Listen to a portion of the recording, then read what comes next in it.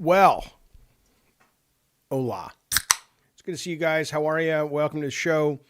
We're going to get started in just a second. I want to make sure the audio is good. The audio of the last couple episodes has been too low, and I'd like to think that I have it fixed now. If you're listening to the show, can you let me know if you're hearing me pretty well, or do you have to turn everything up super loud? But I think that should be fixed, but I really can never fucking tell. Because it seems like it works great in the morning shows, and then it's different here. So let me know that. We'll get rolling. I'm assuming you can hear me. Can you hear me? All right. Matt says it sounds good. Okay.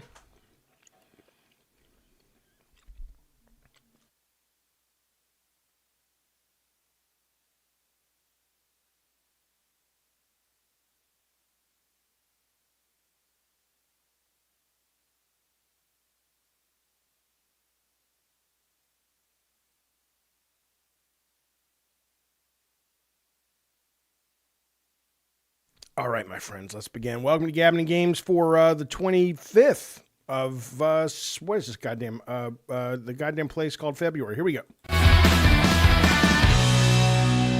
Well, it's good to see you guys. I saw somebody in the Discord saying Jaffe's streaming is very sporadic. It really is, kind of, but I want to explain why and why we're coming so late tonight. So it is, first off, I don't like to do the show until I feel that we've got a full, amount of ammo. I was going to say, come on now. I was going to do a little metaphor simile, but about having the chamber loaded, but I couldn't put the words together. I'm very old. But the gist of it, though, is that I don't want to be one of these shows that you just go live all the time and you try to, gin up some excitement for stupid fucking news. Most of the shit I don't care about that passes as news and commentary. So, when I go live with Gabbin and Games, which will always at least be twice a week, and then we'll do streaming and stuff like we did the other day, it's because I've found some stories I want to talk about. Okay, so just be aware. But also this week is crazy busy because we've got... Steam Next Fest is going on right now, which is awesome if you love playing games, which I assume you wouldn't be here if you didn't. That's happening right now, and that will be happening through the weekend. Tomorrow, I won't be doing a normal stream other than the Locale Universe, Locale Crypt tomorrow at 7 a.m. California time, because we've got the Server Slam happening on Marathon. I will be playing it on PC. We're going to talk about that in just a little bit.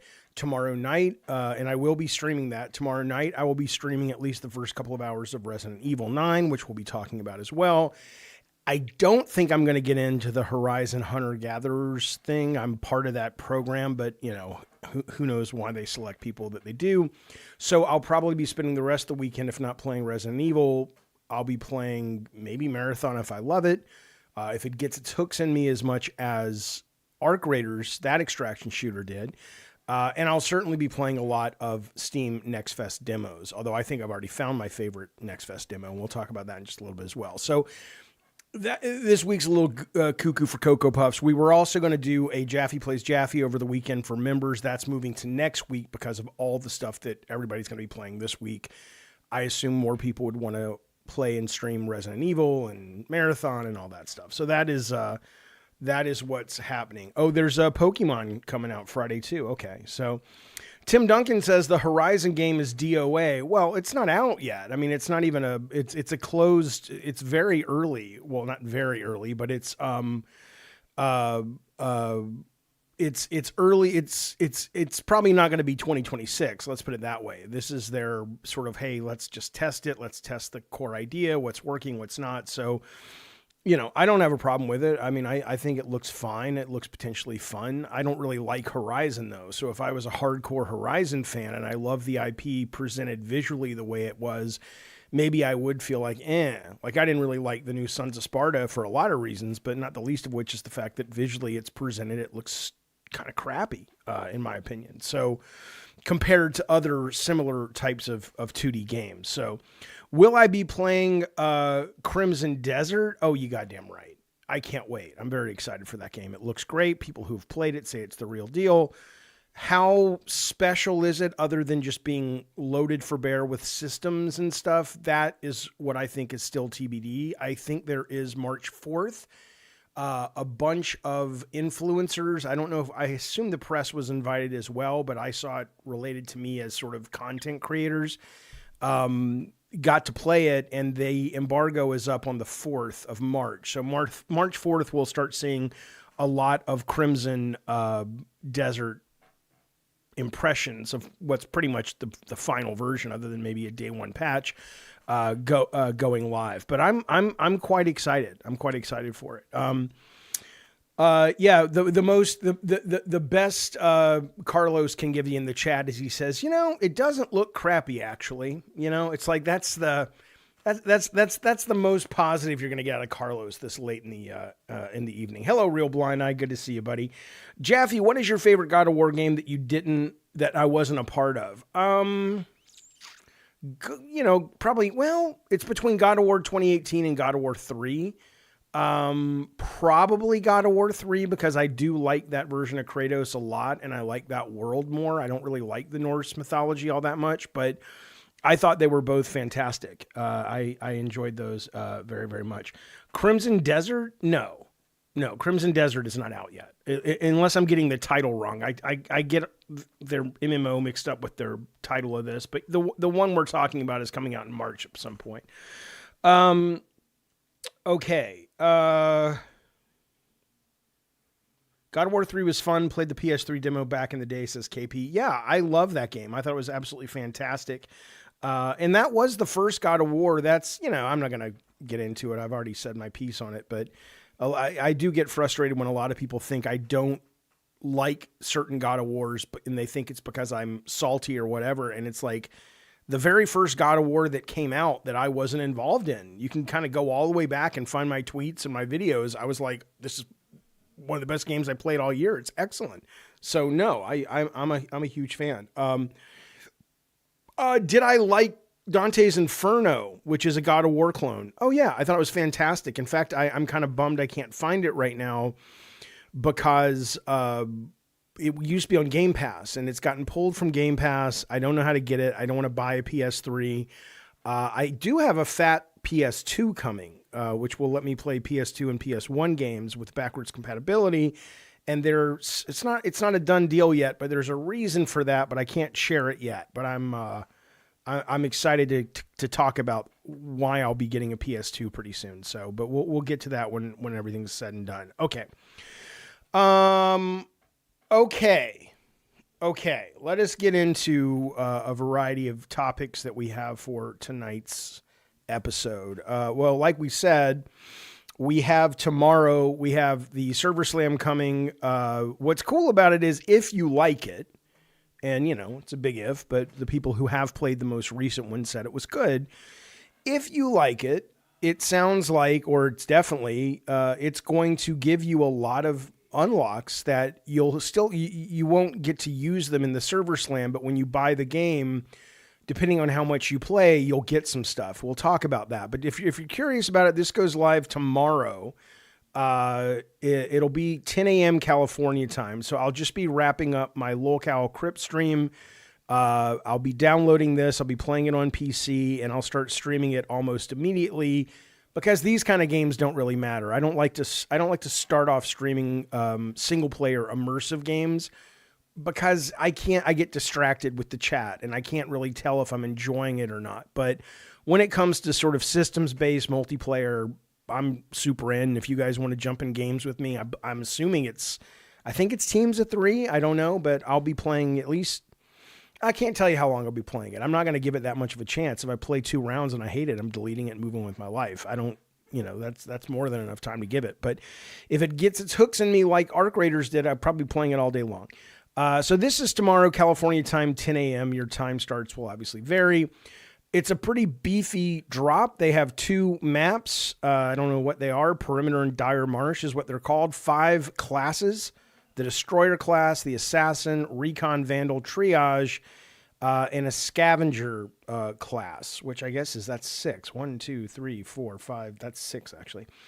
Contracts from 5 factions. I don't know what that means. I'm assuming it's probably like in Arc Raiders where besides just the core extraction, you've got different missions that you can do when you're on foot in the environment that give you loot and, whatever the currency is to unlock shit.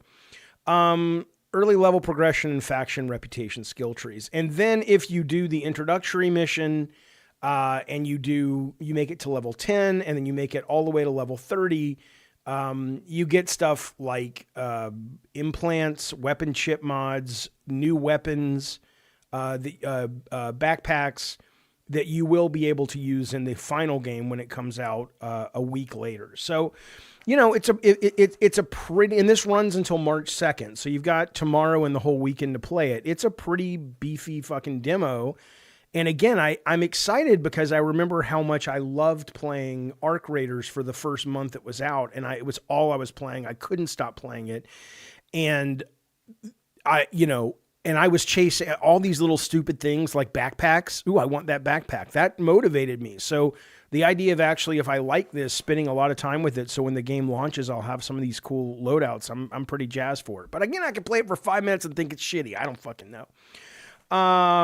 So we'll see. So this is tomorrow. And then tomorrow night, of course, is Resident Evil 9 Requiem. We'll talk about the reviews in a second. But this goes live California time tomorrow night at 9 o'clock. So yes, I will. We're doing karaoke tomorrow night for some birthdays. We're booked from 7:30 to 9:30. So I'll get home and at least stream 1 or 2 hours of this game. I have not purchased Marathon KP because I haven't played it yet.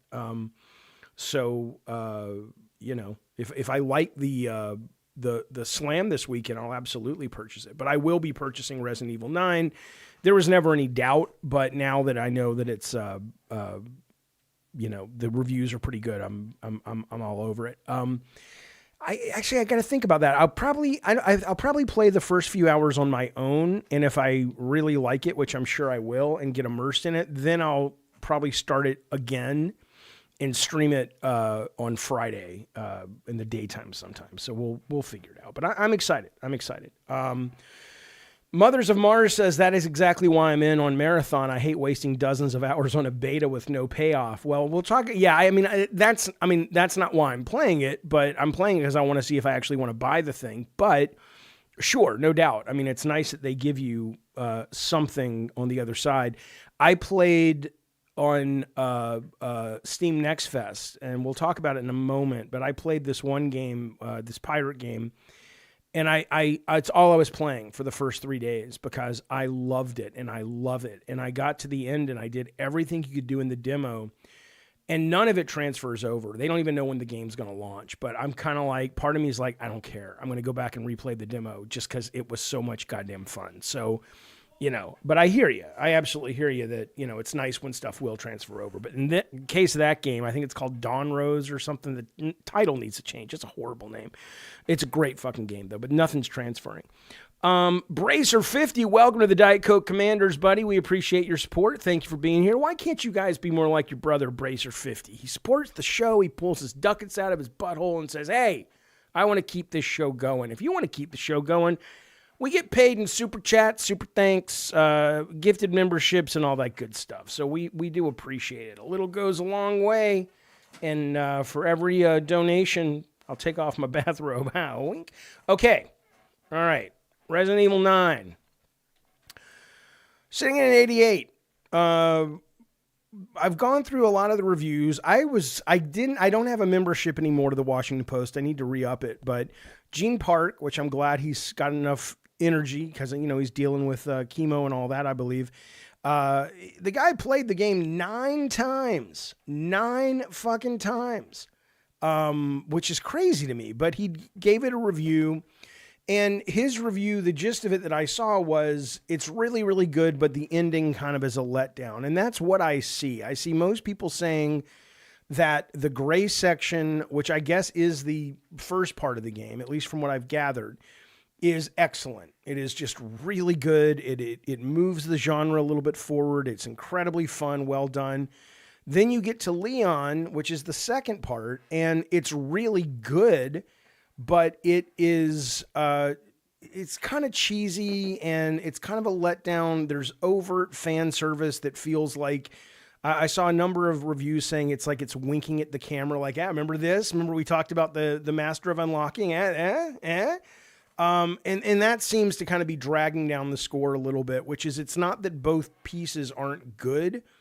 It's that the second thing just feels kind of really fun, really violent, and it works as a standalone. But when you pair it with the other game, the biggest complaint from reviewers is like, it just feels like tonally it's cool, but it's just not as strong. I'll read you a couple of but again, I mean, it's an 88 for God's sakes, and it's a 91 on PC. It's a 92 on Xbox.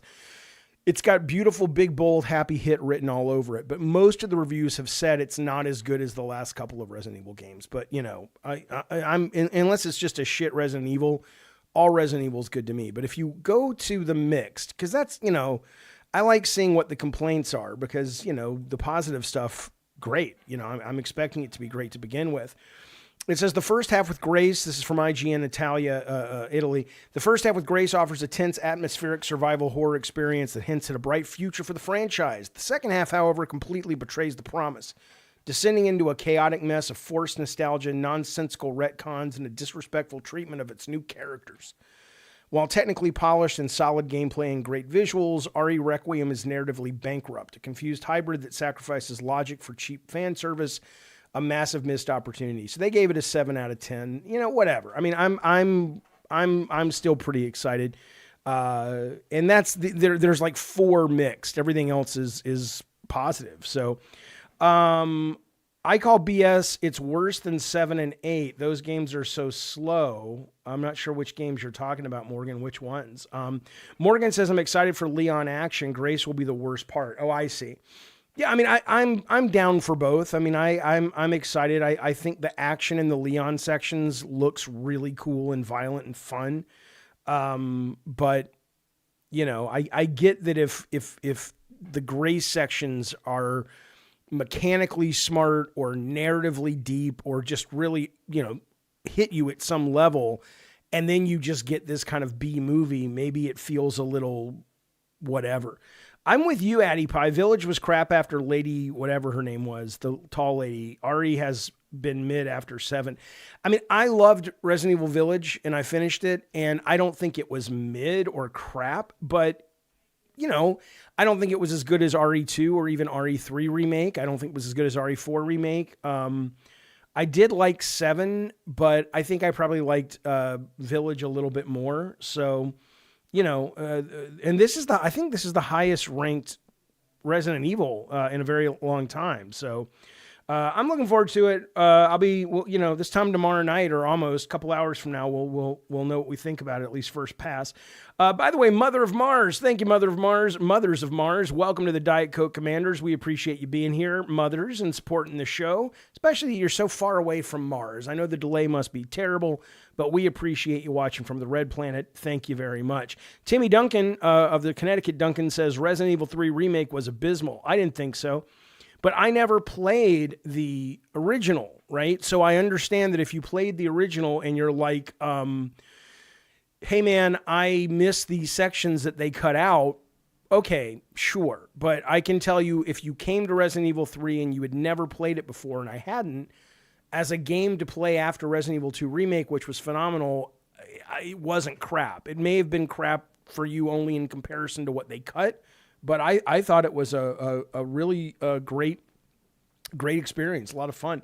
Hardcore Darkness, thank you for the very generous super chat, dropping a 20 into the till. He says, Jaffe, when are you playing 1348X Volo? I barely know what the fuck that is. I've heard people talking about it. What is? Let me put it in here real quick. 1348X Volo? Voto? Or it's Voto, right? What is this? What is this game? What kind of game is this? Third-person action adventure inspired by classics and chivalric story tropes. I don't know. What's the reviews? Is it out already? Or is there a demo? Let me see. Release date. I bet there's... Is it out? All right, it's coming out soon. Let's see if there's a demo. Is it supposed to be good? Should I want to play it? I know some of the, grifter guys are like, it's woke or whatever, but I don't give a shit about that. If it's good, it's good. Oh, there is a demo. Okay, I'll play it this weekend then. Cool. What are people saying about it though? What is the word on the on the street? Let me know. But thanks for bringing it to my attention, and thank you for the very generous super chat. Dios Damocles, thank you so much. Flew a little bit with Damocles. Flew too close to the sun. Who flew close to the sun? His son did. I don't know, but be careful. The sun's hot. Thank you so much, Damocles, for joining the Diet Coke Commanders. We appreciate your support here on this very fine program this evening. Thank you, sir. Okay. I'm trying to see if anybody is mentioning this game, if anybody has played. Icarus it was Dad, I think, was Damocles, right? No, the Sword of Damocles is what hangs over your head, is what it is. Okay. Has anybody played, I'm not going to watch the whole trailer, but I'll put it on the background while we're talking. I like historical stuff like this. I really liked Kingdom Come Deliverance 2. Let's see what this is supposed to be. But I think this was the developer that came out and kind of mocked another developer because their game wasn't like woke or modern or whatever, which of course I'm a progressive guy. I support pretty much whatever the developer wants to make, but certainly I have no issues with progressive agendas, as the kids call it, or whatever. This looks pretty good. But I know they got some shit for that. So now the right wingers are, okay. So am I getting it backwards? So you're saying this game is made by the guys who are into anti-woke. I don't think that's right. I think that's the opposite, right? I think this game is more of a woke game, right? Joga something. Yeah, there you go. I'm going to play the demo and see. Considering you made one of the greatest games and characters of all time in Kratos, your gaming taste sucks. What a fall from grace you really are. I don't think you know how that phrase works. You're not a fall from grace. You experience a fall from grace, is what it looks like Will from Stranger Things. Absolutely. Yeah, the anti-woke game is something else, but they were kind of trading barbs back and forth, I think. But in relation to your gaming taste sucks, what a strange little thing to use your energy to type. What do I give a fuck what you like? What would you suggest? That I pretend to like things I don't and hate things that I don't? Who gives a shit what you think about my gaming taste? I don't care about yours. I can assure you of that. I think it's kind of pathetic, actually, when I think about it now, when I kind of parse it and spend some time with your condescending comment, because it implies that your value of how other people think about you is important to you. And I think unless you're talking about your family, or God forbid, people you work with, just because there's a manipulative aspect there of politics at the office, why do you care about game taste? I mean, it's a strange little concept. It's a little strange little concept. Jaffe, say you like Death Stranding or shut the channel down. I do actually like Death Stranding, but I just thought it was too slow for me. It just wasn't my cup of tea, but I liked it. And if I wasn't busy trying to play any and everything that comes out, I probably would have fallen in love with it, because I did like what I played. I played for about 4 or 5 hours, but it was like, I don't have the time for a game, this long. Vitaphone has been a member for 51 months. Thank you, buddy. It's good to see you again live. They're nailing what they tried to do in Revelations 2. Instead of being totally helpless as one of the characters, the second one can actually fight. Talking about Resident Evil, though, yeah. I never played the Revelations games, but I had them. I just never got around to playing them. But yeah, I mean, I don't have a problem with them mixing the characters up. I had hoped that it would be more interesting in the way they did it. Like, maybe it is, but from what I've gleaned, and I haven't spent a lot of time with reviews because I don't want any spoilers, I don't get the sense that it's like, sometimes you're Grace for 20 minutes, and then you're Leon for 45 minutes, and then there's a really cool mission where you can jump back and forth between the two of them and you can solve that mission however you want. And then there's one where you're working together, but you're playing Leon with the sniper rifle trying to help Grace get across, the courtyard or something. I don't think it's that kind of free form, lots of ways that you could use these characters. It does feel very much like chapters, which is fine, but I was hoping for something a little bit more blended. You know what I'm saying? Okay. Resident Evil 9 is greater than all modern Resident Evil games, says Darkness. How do you know that? How would you know that? I mean, it's not out yet. And there's some things that have leaked and shit, but okay, let's move forward, shall we? Hunter's Gathering again. Let me know if anybody got in. I've been checking my email, but I don't believe I will get in. I'm part of their little program, whatever it's called, the beta thing. But so far nothing. But I am curious how this plays. I don't know if they're gonna put little burn marks into the screen so they can know if you're sharing. I don't know if you're allowed to stream it or if you're allowed to make videos of it. But we'll see. But I liked what they showed. I love the combat in Monster Hunters. I love the combat in Horizon. I just didn't like either of those games by themselves. But this looks like, maybe this kind of scratches that itch. So I'm in to a degree that I'm curious. Gun says he's in. They emailed him and asked for tests for PC. When did you get your email? That's fantastic. Did they tell you that you're allowed to talk about it or you can't say anything about it? I did get into the Marvel token beta. I didn't care for that, Bobby Odell. I like your Sons of Sparta cosplay, Jaffe, says Carlos. Been a member for 54 months. Thank you, buddy. Jaffe looking like a baby Kratos. You goddamn right. It's not that I like or don't like how woke it is. I think the characters look cool. I got no issues with this thing. I mean, I don't particularly, out of all the characters that people are accusing of being like woke, I do get the complaints about this woman. And I don't have a problem with the big fat character, but it does feel, it doesn't feel fun, like in a way that it does feel a little uninspired. But I think this character's super cute. I think the ninja character's super cute. I think that black dude with the cool hair and this old guy with the hammer that also is a guitar is pretty fucking cool.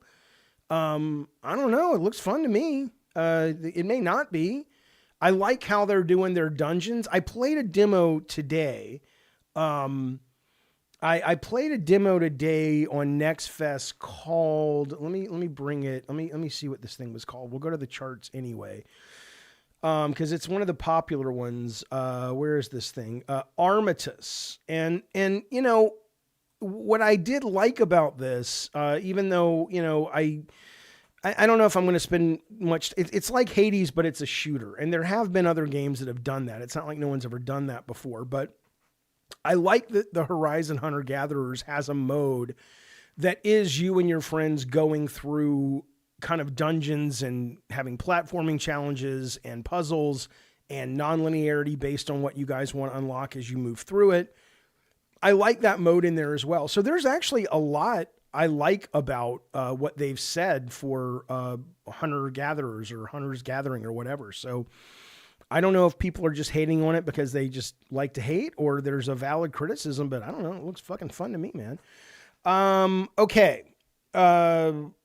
This was a horrible idea, says Morgan. What do you even have for Horizon if not the graphics?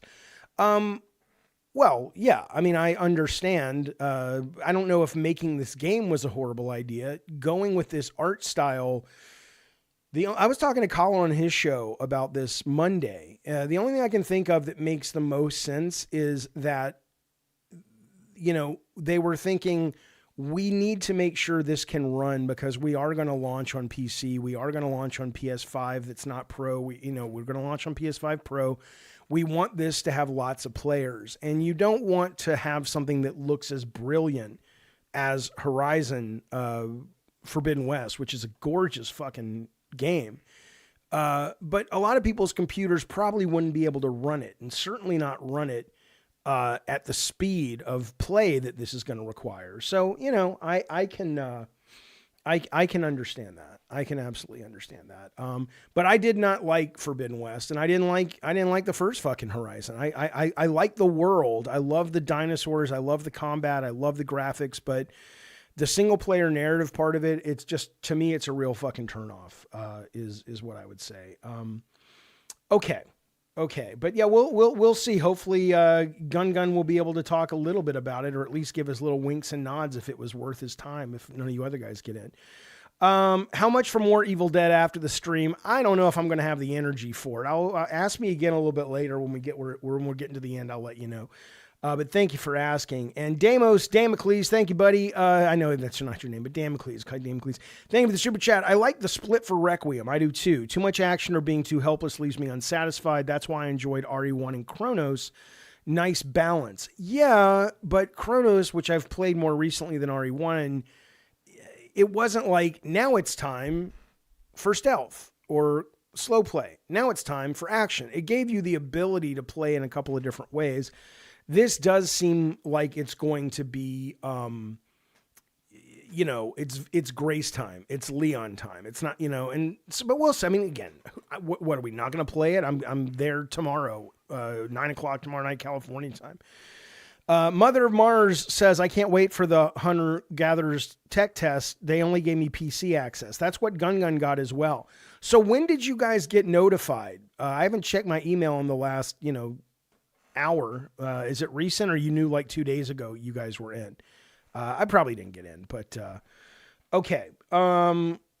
Jaffe, what do you think of my Xbox robot AI co-pilot companion? How the fuck do I know? I don't know. What? I don't know. All right, you guys got in this morning. Okay, I'll check a little bit later then. Okay. Anyway, though, yes, Steam Next Fest is going on. If you have a PC and you're into these shenanigans, it is really good this year. There's really good stuff to play. I'll give you a quick rundown of what I've played so far, just to tell you what I thought, or at least some of the things.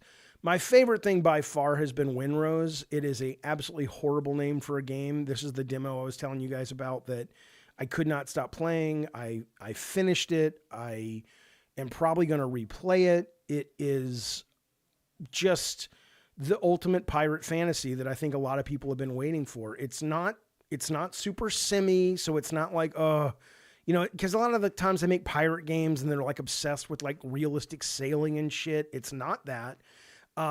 It's got a lot of great quality of life elements for survival and crafting sandbox games, but it also has a really great kind of narrative flow. If you just want to kind of follow a path, it's not just like, go make your own game and build shit. There's adventures and treasure chests to find, and X marks the spot, and you got to build a cool shovel to dig up the treasure chest if you want it. And when you actually dig up the treasure chest, I think one of the missions, I got this awesome like rapier, and it causes the enemies to bleed. And that was great. Like, it's everything that I've unlocked wasn't just cosmetic. It really affected gameplay. So I'm a huge fan. The ship-to-ship battle is great. You can board the other guy's ships and fight, or you can just blow them out of the water. It's good. But, the title is absolutely ridiculous. Judge Dredd says, is it like Sea of Thieves? No. But, I mean, Sea of Thieves is great in its own, but that is clearly a game that, and you can play this with friends. I played it solo, but that is a game that is really meant to be social, and everything seems to be designed around that, and it's also kind of a Disney pirate fantasy, and it's not that this is like an M-rated gore title or anything, but this is more of a, if you like pirates, like Pirates of the Caribbean, and you like the high seas fantasy, this does such a better job than that game, even though I think the water effects in that game are great, but I think this is better. I think this is absolutely better. Really, really good stuff.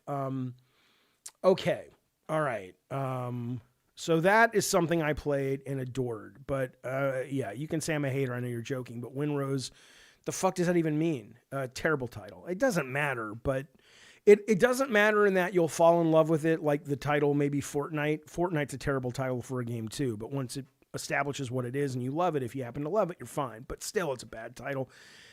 Vampire Crawlers, I could not get my head around. I mean, I could, but I didn't get the big deal. Like, this is like the second most popular demo based on Vampire Survivors. It's kind of like a deck Slay the Spire kind of thing.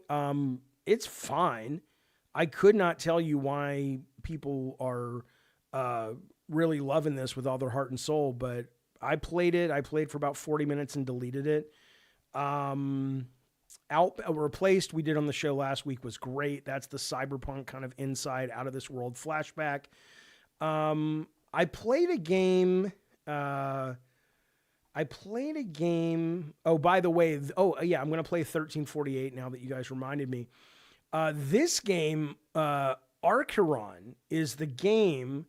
I'm actually talking to the company. They might pay me to play this game this week or next week, so I might be looking for 2 people if you guys want to play with me. But this is the game from Mike Morhaime, who left Blizzard, who was one of the 3 Blizzard heads and started this company, and Bonfire. And Shannon Studstill used to work here, who produced God of War with me. And Morgan Webb is one of the designers on this game of G4 fame. So I've played a little bit of this. I'm interested. It's very good looking. It's very interesting. So I enjoyed that. Toxic Commando, the John Carpenter thing. I couldn't even get it to. I could get it to run, but it kept crashing, and I didn't bother to figure it out because most people who played it were like, "This is just kind of generic, nothing special." This one, though, you guys, Genshin Attack. Come on now. We streamed this last week. Holy cow! This game is for all you people that are bitching about why don't we have Dreamcast anymore? Why don't we have Sega games?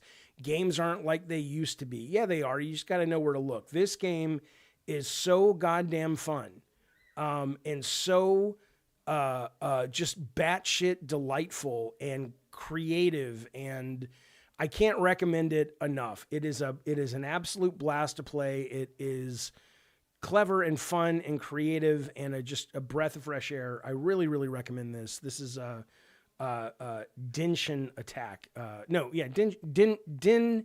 Genshin Attack, I guess is what it's called.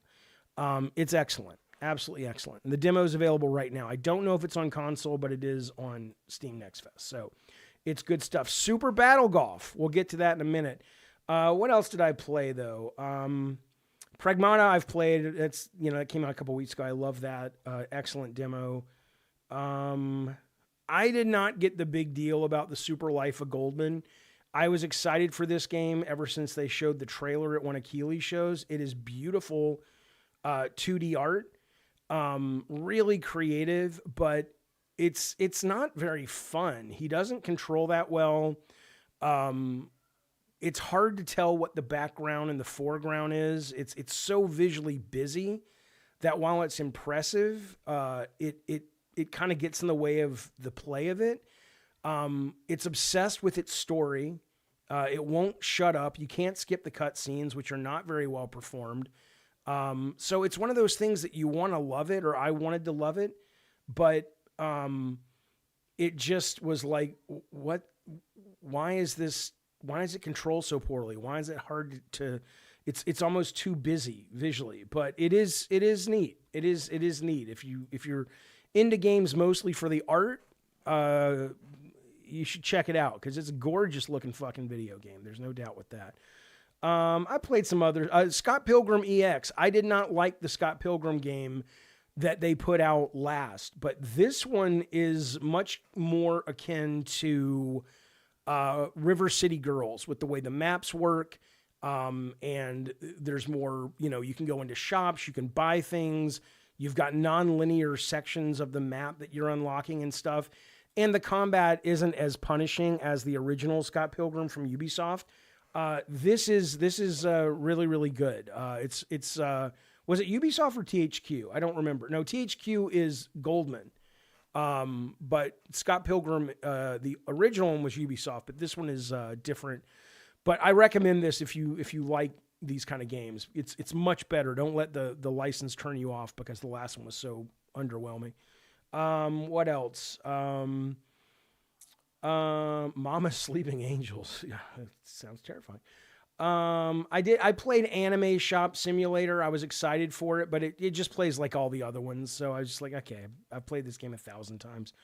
And again, it's just really getting started. So I have a lot more I'm going to want to play. There's literally like 3,000 demos, which is one of these reasons I tell a lot of people, if you love video games, and I know you do or you wouldn't be here, and you have the means at some point, get a PC or get a Steam box that they're coming out with this year.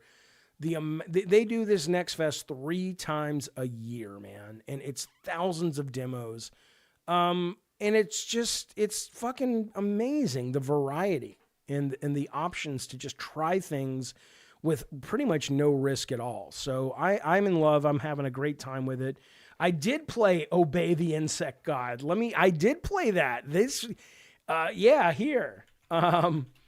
Obey the Insect God. This was actually terrible, but good. I like it. It not so bad. It's good. Just, it was so batshit creative. It was made with that Godot engine, and it's just, it is fun. It's competent as a game, but when you throw in the just craziness of it, in terms of these like 3D digitized sprites and shit, and it's clearly like these are his friends and his girlfriend and shit. I mean, it's like, it's so cheeseball and delightful that I highly recommend it, at least playing the demo. This is called Obey the Insect God, and the demo is out. It's clearly very early. It's a one-man band, but it's got a lot of heart. Don't fucking tell me they don't make weird, strange games anymore. They absolutely do. That's so weird. It's so funny. All right. But there's a bunch of games like that. I saw this one that I'm kind of excited about. Look at this fucking game. Jigsaw Lady Tiger Plus. Now, this is in Kickstarter right now. You can't play this on Next Fest. But I thought this was great. Look at this.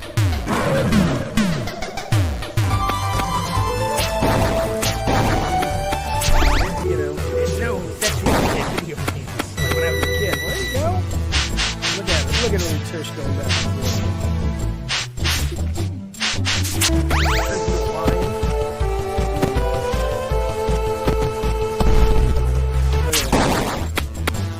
And then when she dies, you actually get to see a picture of her in her bikini.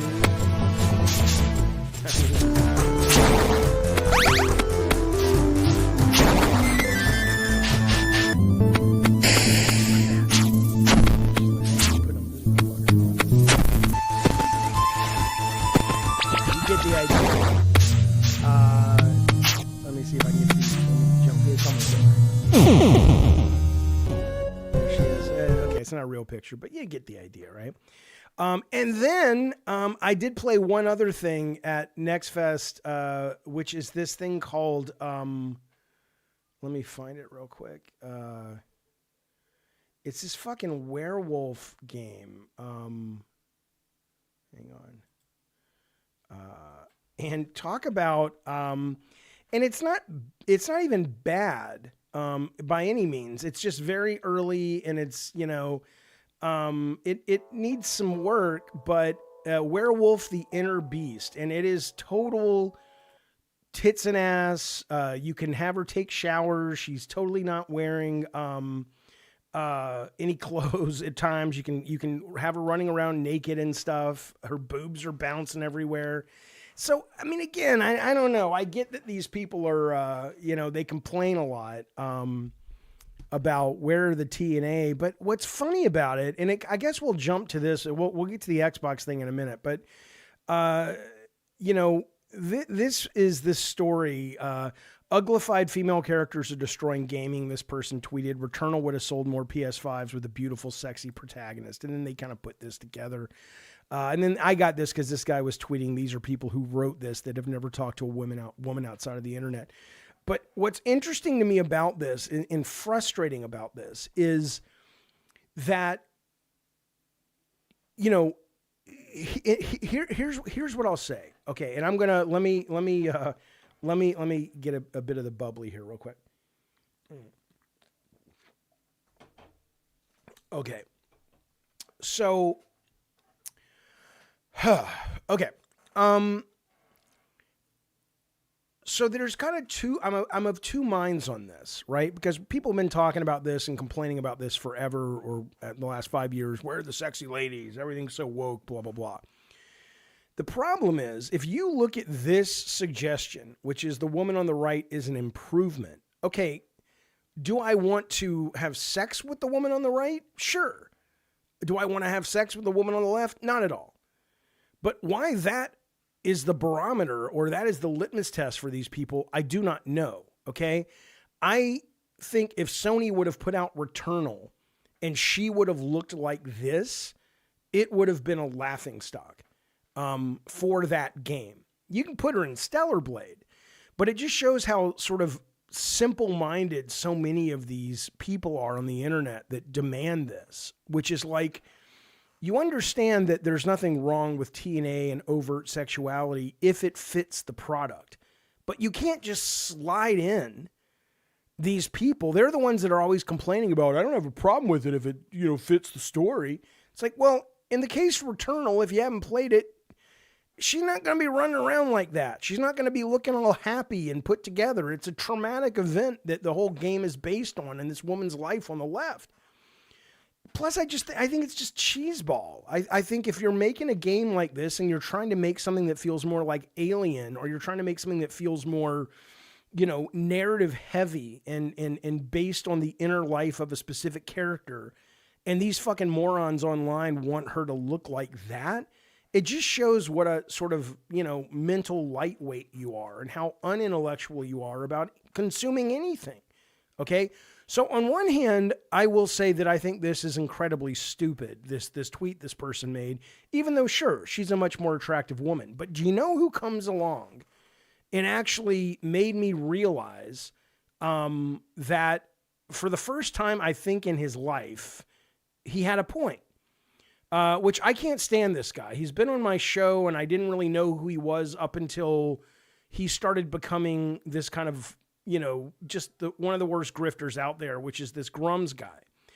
And he put a tweet up about the game we were talking about earlier. Here you go. Winrose, okay? He says, Winrose had me sucked in right away. It always feels very smooth. The world looks big. Highly recommend trying the demo. I agree with him on that, right? But here's what I'm starting to think. And I'm not saying this should be a hard, fast rule, but this post from Grums made me realize what they need to do. And movies do this all the time. It's not like, I can hear the audience now saying, oh, it's what you're suggesting, Jaffe, is goes against the art form. Well, welcome to capitalism, right? Movies all the time, if the budget is big, if you're going to do a big summer blockbuster, you're going to put stars in it. You're going to put people that people want to see, that cut across political aisles, and they're usually attractive and they're usually aspirational figures because the budgets demand that you cast the net wide. Can you imagine if they would have made Top Gun Maverick, but they would have made it with, Paul Giamatti as Maverick? Great actor, but he's not a matinee idol. Okay. But if you make one of Paul Giamatti's smaller movies, like that movie he made when he stayed at home for Christmas with the staff, whatever the fuck that was called, it makes all the sense in the world. Well, that's what games could, should, can be doing. If you look at this Returnal image, I don't know what the budget was. And I'm sure because Saros is coming out, which I think looks great for a lot of reasons. Very excited for this game. It probably cost more than what they should have spent with a character that looks like she does, right? Because it's not that she is an awful character. It's that she's not aspirational. She's not a matinee idol, and she's not designed to carry a big budget experience for the mainstream. And so besides just changing this from a roguelike to a roguelite, which I'm all about, I love that. They've also gone with a more traditional looking dude. I think that's going to work for him, right? But if you were going to argue for the existence of the original design of the Returnal lady, Returnal is more of an art house game in a lot of ways. And so when you're not spending that much money, you can afford to be artistic. You can afford to say, this is my vision. I want Bella Ramsey instead of, the girl who plays Hawkeye's daughter, who's now in the hide and seek, Ready or Not, whatever the fuck it's called. Because that fits the story. When you're not spending a lot of money, you can afford to do that. But I think when you're making big budget commercial properties, you can't do that. But I think, and again, there's no law. I'm not saying, and here's another one that people bitch about is somebody put hair on this lady from Intergalactic, from Naughty Dog. And I tweeted out, I'm like, yeah, look, I'd rather fuck the one on the left. I like women with hair. Sorry. But, and in a game this big, you probably want to play it a little safer, but, Neil has carte blanche right now, blah, blah, blah. But what I think they should do, or if I was running a publisher, I would tell the team, I would say, look, because Grums, for the first time in a while, not that Grums is an important voice, but Grums is reflective of a number of kind of loser people, in my opinion, who have to have everybody on the box be somebody they want to masturbate to, or in the game, whatever. And so here he is saying something positive. Well, it's probably because he was playing a character he could make. I made a hot, sexy blonde woman who looked like Taylor Swift to the best of my ability in the customizer.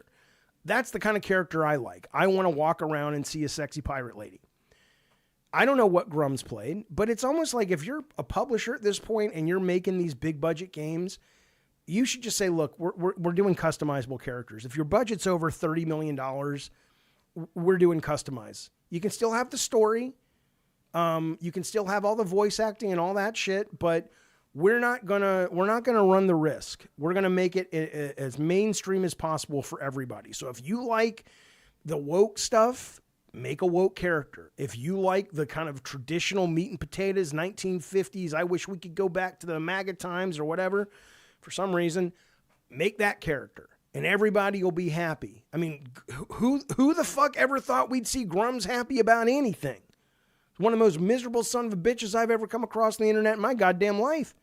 And he's actually happy about something. So I would, and if the team pushed back and said, but that's not our vision, I'd be like, I don't care. Like studio heads at movies, you think they give a shit? They're like, look, James Cameron, you want to make your vision? Cool. Make it for $20 million.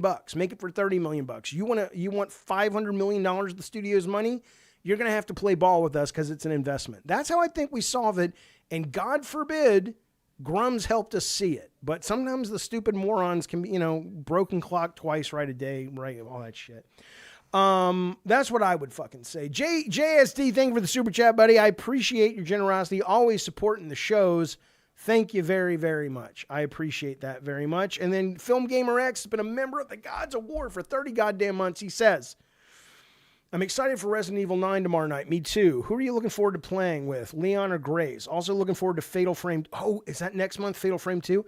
I don't have an opinion about Leon or Grace. I think both look great. If you go by the early reviews, the Grace sections are more interesting and narratively rich and mechanically unique. And the Leon sections are a little over the top and cheesy, maybe a little bit too much fan service. But, like I said earlier, I would have liked it to be less obvious chapters.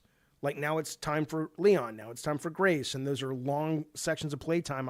Some of the reviews made it sound like the entire first section is Grace and the entire second section is Leon.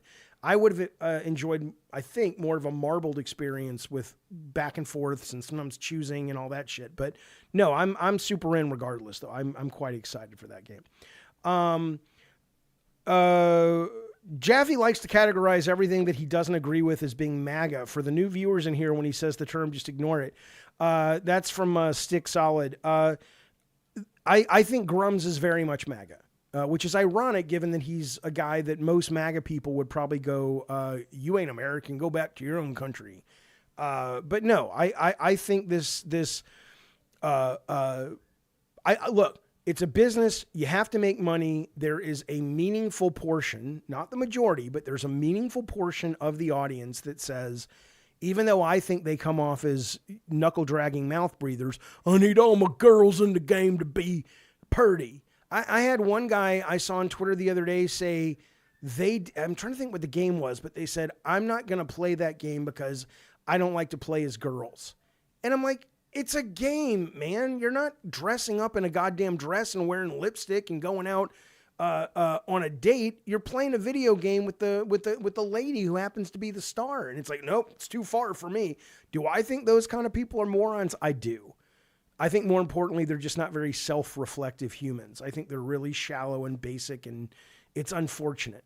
But I also know their money spends just like my money spends. And in that, if you're going to make a game that has a budget over 30 million and I was running a studio, I would say, hey, if it's over 30, it's got to be a character creator. You want to make art, that's cool, but you got to make it for a low budget. Hell, they told fucking Steven Spielberg at the height of his powers when he made Jurassic Park, they said, yes, we'll fund Schindler's List. We'll give you whatever you want. He says, I want to make it in black and white. They said, okay, we won't give you whatever you want. If you make it in color, you can have whatever you want. If you make it in black and white, we're going to have to be real stingy with the budget. And he said, okay, I'll make it in black and white, but I won't take as much money for the budget. I got no problem with that. Okay. Right, that's a good point too, Crazy Wolf. Well, if you have PC, you're right. He says it makes even less sense since modders can make explicit mods on day one. Sure, absolutely. How about the cover? How about, says Damocles, how about the cover the character face like in Chronos? I mean, if it fits the story, I mean, Chronos, if you don't know, she's walking around wearing almost like the woman in the Iron Mask. They're kind of like Mandalorians almost. They've got that kind of vibe going. Chronos horror game. I think for that game, it was fine. It was a woman in that game, but you never actually saw, you heard her. And I enjoyed this game quite a bit, but I mean, that is one solution, but I honestly think that if you're going to spend, unless you're already going with a character like Wolverine or Spider-Man or Lara Croft that's established, but I don't know, man, if I was going to Sony now and I'm like, hey, I want 400 million to make a new IP, I would either go play it incredibly safe, go with a white, straight dude, or ideally say, let the character do the creator whatever they want. That's what I would fucking say. If you had the opportunity to make another Twisted Metal, says Rob, how would you go about it? Oh, it's too late for me. I will talk about it on a future stream. I've talked about it before, but I don't have the bandwidth this late and on this show to get into it. But what I will tell you, Rob, is I did finally have for the longest time, I was like, I don't know what I would do. I don't have any ideas. And now I actually have one that I would do.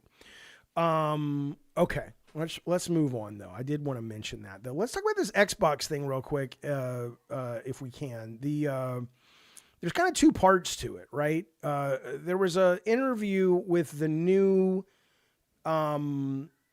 there was an interview with the new CEO. CEO is the wrong term. She's not really a CEO, but she's the head of Xbox. Because I think like CEO is a legal term, right? Xbox isn't its own company. It's not even a subsidiary. It's just a division within a bigger company.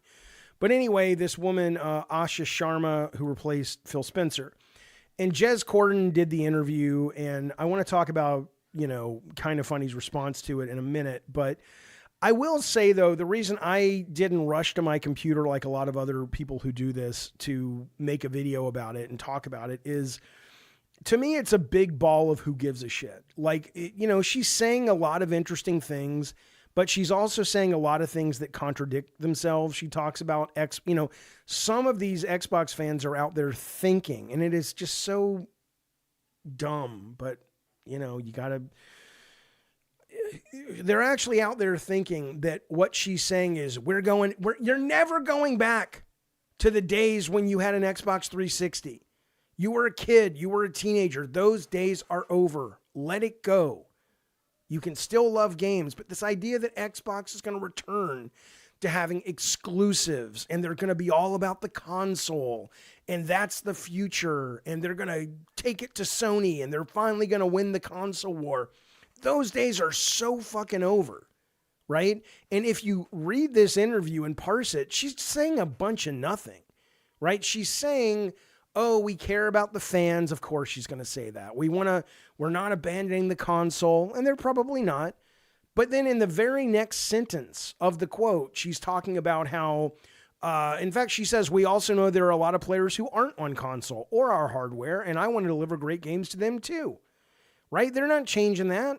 You're still going to get your Forzas on PlayStation 5, PlayStation 6. Sorry. Grow up. Get over it. It's over. That era of gaming has passed. You are a dinosaur. Okay? You have to move on. You don't have to, but you look like a fucking moron. That's just goddamn honest truth. Okay? And she also gave a quote the first day where she clearly was referencing a Roblox-like intent when she said, I want to make it so the gamers have the ability to define these games. And basically, the quote's on a different page. I was talking with Colin about it Monday.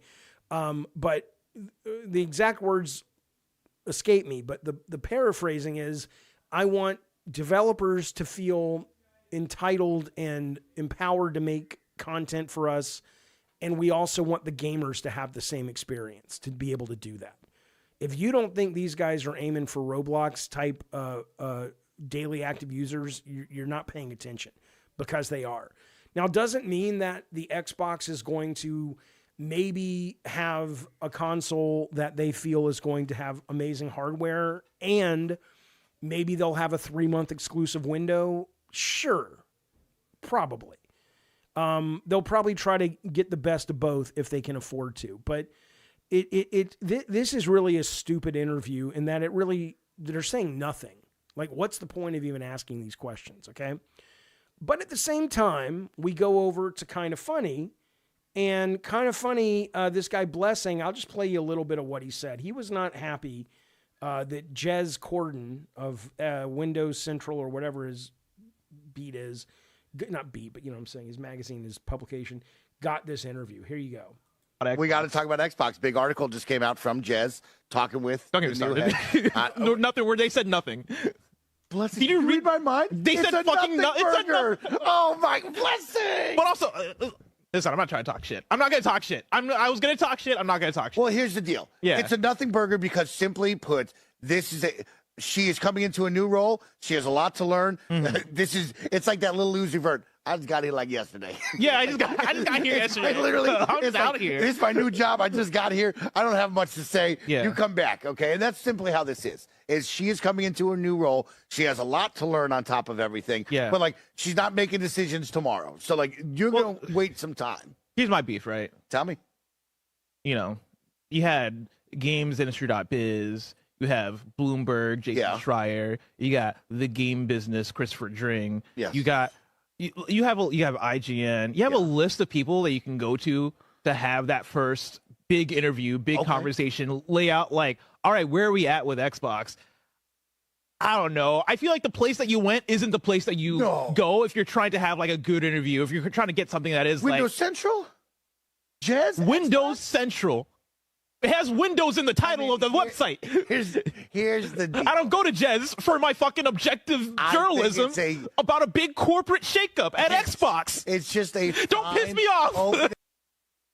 Okay, so I just found this really stupid because you don't go anywhere to get objective journalism in games. Of course, they went first to a friendly person who was going to basically just parrot their PR without pushing back. Anybody knows, like we were talking about the story just now. It's like, I would have been like, why did you say that? And then the very next sentence contradicts that. There's a lot of places she could have been pushed on. Why do you think they gave her an interview with a friendly outlet? It's like, when you were a kid and you read PSM magazine that was somewhat affiliated with PlayStation, certainly the official PlayStation magazine, did you expect them to be objective? But frankly, none of these people are objective. They can't be, because access is everything to them. That's why I was talking, he brings up GamesBeat. I was talking to Dean Takahashi a couple years ago. He was on my show. And I said, I don't get it. You had Bobby Kotick from Activision at the time, who had been accused of doing a lot of terrible things as the CEO and allowing a lot of terrible things to happen under his watch. And you didn't ask him any of that. And he says, well, yeah, it's not that I didn't want to, Jaffe, but if I would have asked him that, I never would have gotten to interview him again. And that's fucking GamesBeat, right? So don't fucking tell me that you people in games media, traditional games media with these interviews, they're not politicians, and they're not on a line doing an earnings call where they have legal reasons to be honest. You're a fucking video game journalist. Even if you were a Woodward and Bernstein from back in the day, they don't owe you anything. They don't owe you the truth if you ask the hard questions. You're on Kind of Funny, dude. No one goes to you either for objective, hard-hitting journalism. Here's a newsflash. You're not journalists. There are very few journalists who cover video games, and y'all ain't one of them. And I'm certainly not a journalist. I've never pretended to be. But I just find his surprise and shock at this, while he's not wrong about his complaint about the quality of that particular interview, I find at best, I find his confusion over it insultingly naive. And at worst, I find it performative horseshit. Because I'm like, dude, you ain't going to ask him that shit either. You're just not. And if you did, you would do it with very kid gloves and you wouldn't push. And so I don't know. I find the whole thing, not that I know Jez. I don't know Jez. I don't really have a dog in the fight. I don't care. I thought it was a pretty shitty interview as well. But that's what you guys do, man. That's what happens when you take money from these people and promote their games. That's what happens when you build your business model on access. They own your ass. And you have to play ball or you lose your access. So you better figure out something else like personality, analysis skills, insight, experience in the business to bring people to watch your shit, because access is all you've got. And if you don't treat them how they want to be treated, you lose it. This is not a surprise, but it was to him. I'll get to, let me get Goodrich. Hey, Goodrich, thank you for the super chat. He says, Jaffe streaming this late. I thought I sensed disturbance in the woke. You goddamn right. You goddamn 100% right. Let me go to the chat, see what you guys are saying about this story, see if you agree or disagree. Seeger says it's 100% performative. That's what I think.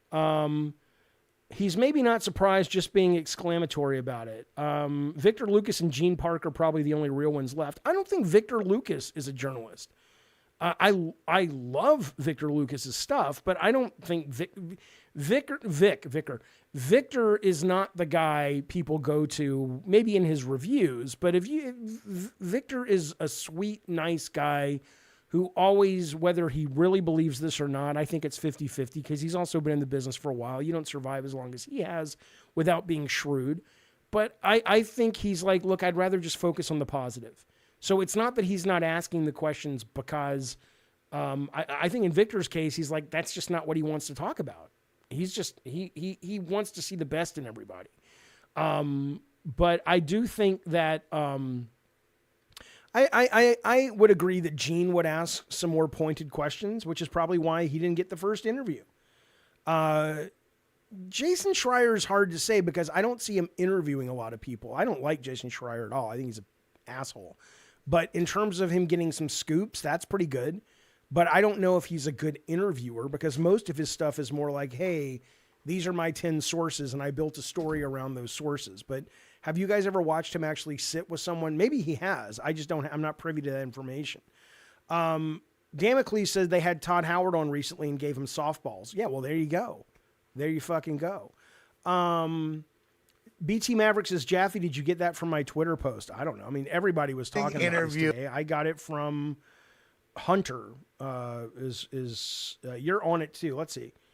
The very top was, I don't know, Twitter was covering it, and you're one of the people that got lumped in there, shots fired, but there's a bunch of people covering it. Okay. All of his art, yeah.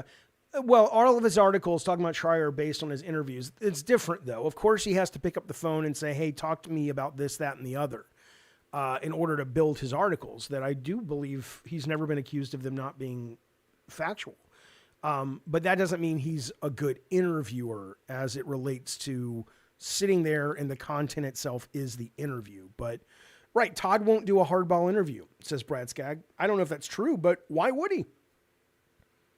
I mean, that's what's so funny. And that's why I get so annoyed with, in this case, the Xbox fans over this particular story.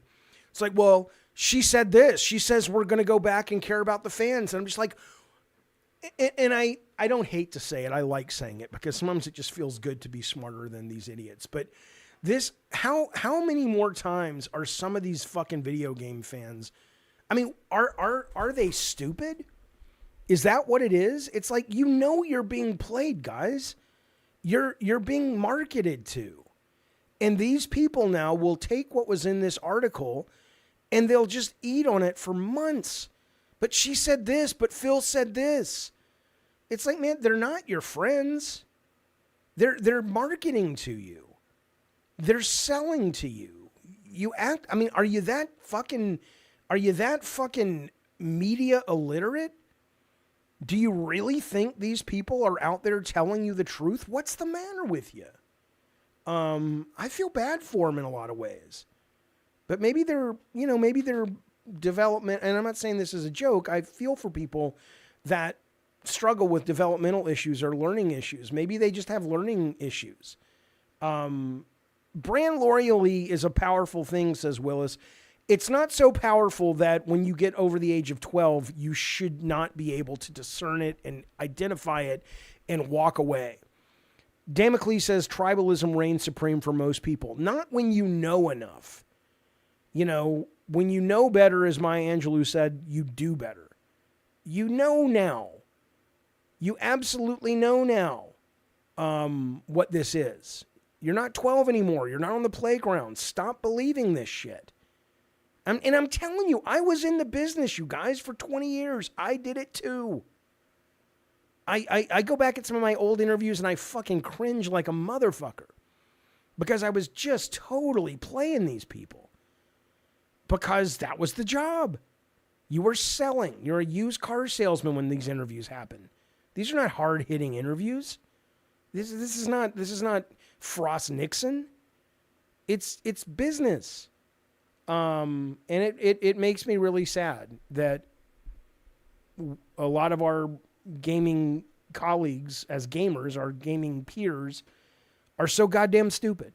Yeah, that's exactly what I'm saying, Areth Izzle. So you should just not buy anything ever. Yeah, that's what I said. What? No. Buy whatever you want. Of course you have to get some info. What are you talking about, man? Aren't you like an AI guy, a computer programmer? Do you really think that's what I just said? You going out and reading reviews of Resident Evil 9 to determine if I want to drop $70 on it is got nothing to do with me listening to the director of Resident Evil 9 saying something that the game is so great because XYZ, and I'm like, oh, the game must be great because he said it. Those are two very different things. Two very, very different things.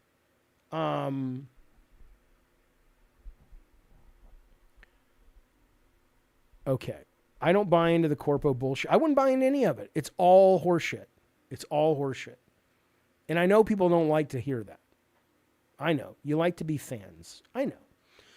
There's a lot of channels on YouTube if you just like to be a fan and don't like the bubble burst. I get it. Go love that. And, you probably got a busy life. You got a hard life. Let me have this, Jaffe. Don't burst my fucking bubble. Let me have my fantasy. I get it. I get it. I totally get it. But that's not what this show is. I'm going to tell you, again, I'm not always right about things, of course, but I'm going to tell you what I think is actually going on. And if it bothers you and you want your little fantasy, I don't want to say little fantasy because that's condescending, but you want your fantasy because it's like, dude, I'm a goddamn surgeon. I work fucking hard all day. I save lives. I'm exhausted. I come home. Can I live in a little fucking fantasy at Xbox land? Okay. I get it. I get it.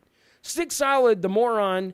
Thank you for the super chat. Can you comment on the allegations that you're scared of Gene Park because he threatened to kick your ass once? Hideo Kojima, who ignored you at a party, was talking about it recently. Also, stick rules. Sure. Yeah. Oh, yeah. Well, now I'm ready to take Gene on. Yeah, he's in chemo, but hey, street fights are street fights. That's the only way I can beat him is when he's going through chemotherapy. And when he gets healthy again, I'm scared of him again. But right now, Right now, I can kick Gene's ass, and I'm going to use that opportunity if I can get it. It's a fucking scrap. It's like Tommy Gunn beating up Rocky in Rocky 5, man. At some point, you got to stop playing the rules of war. You go guerrilla warfare. Anyway, so that's the Xbox story. Stick it up your ass, Stick Solid, you son of a bitch. All right. I'm not going to play this because I don't want to get a copyright strike. I was not very thrilled with the Mortal Kombat 2 trailer. This is straight to streaming for me. Maybe I'll watch it. Maybe I won't. It looks super whatever. I don't know if you guys saw this. We're like, oh my God, it looks amazing. But I just did not think it looked all that good.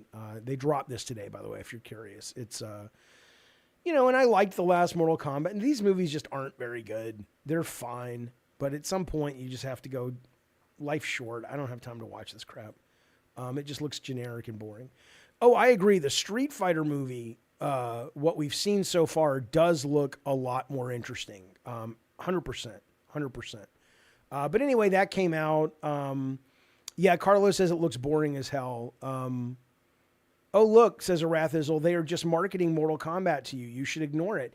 It's so staggering. Somebody as smart as you are can't make the difference, discern between what I'm saying and what you think I'm saying. I don't have a problem if you're going to market a product and this is what the product is. That's different between if I watch this and I draw my own conclusions, but they're showing me the product.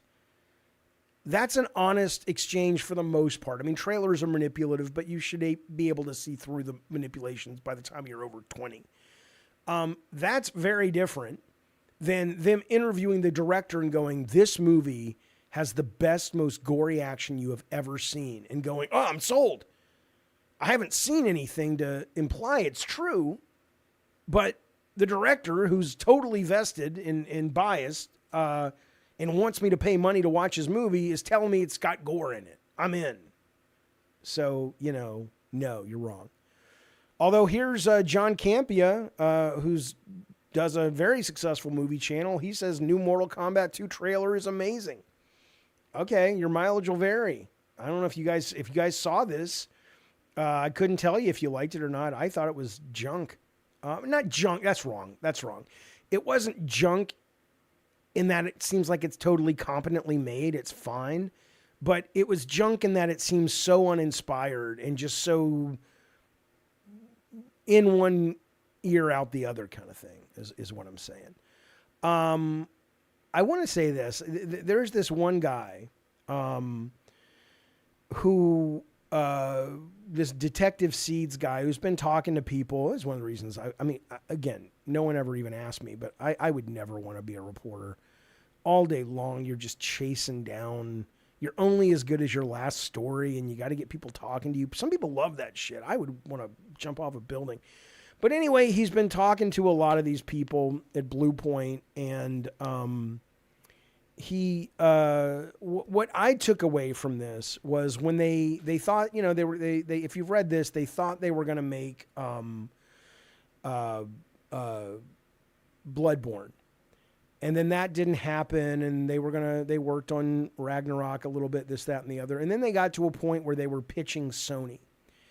And man, I'll tell you, the stories that he tells of these guys, like trying to find something Sony will greenlight, I just think it is, because we were there. I remember it. I mean, every studio I've been at, but I remember being at Bartlett Jones, and we were trying to get a PSVR 2 game off the ground.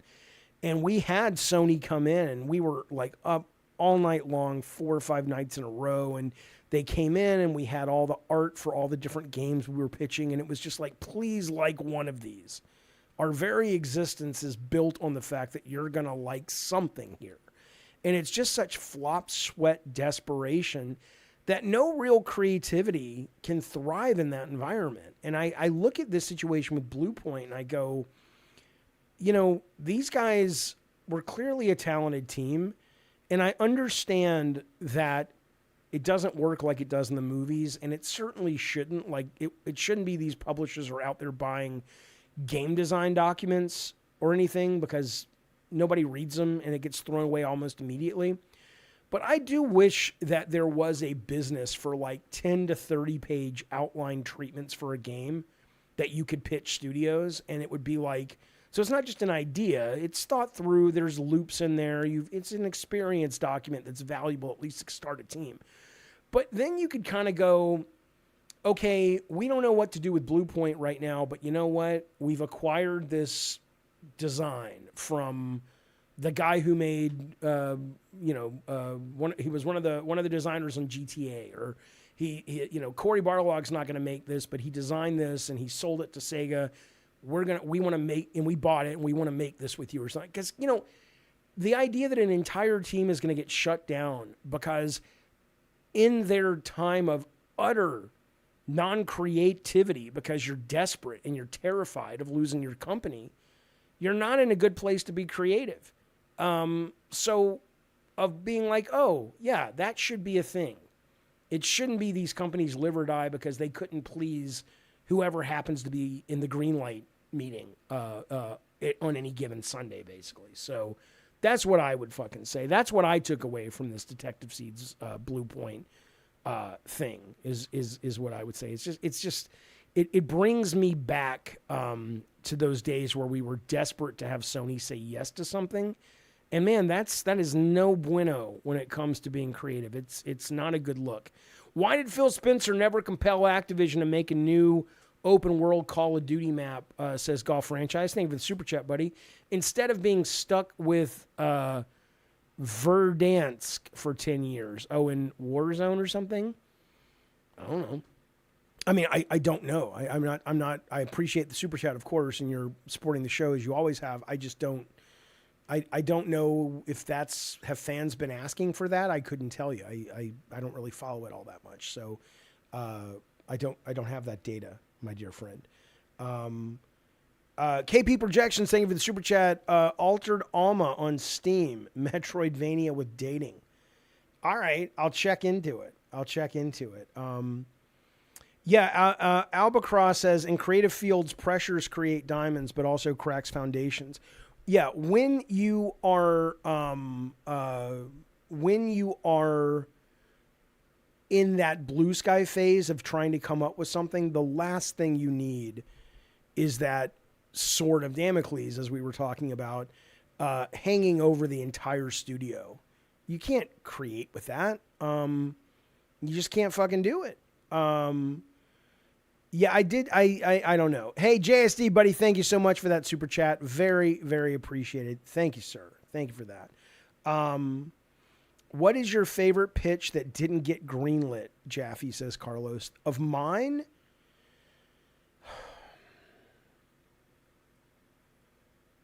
I'm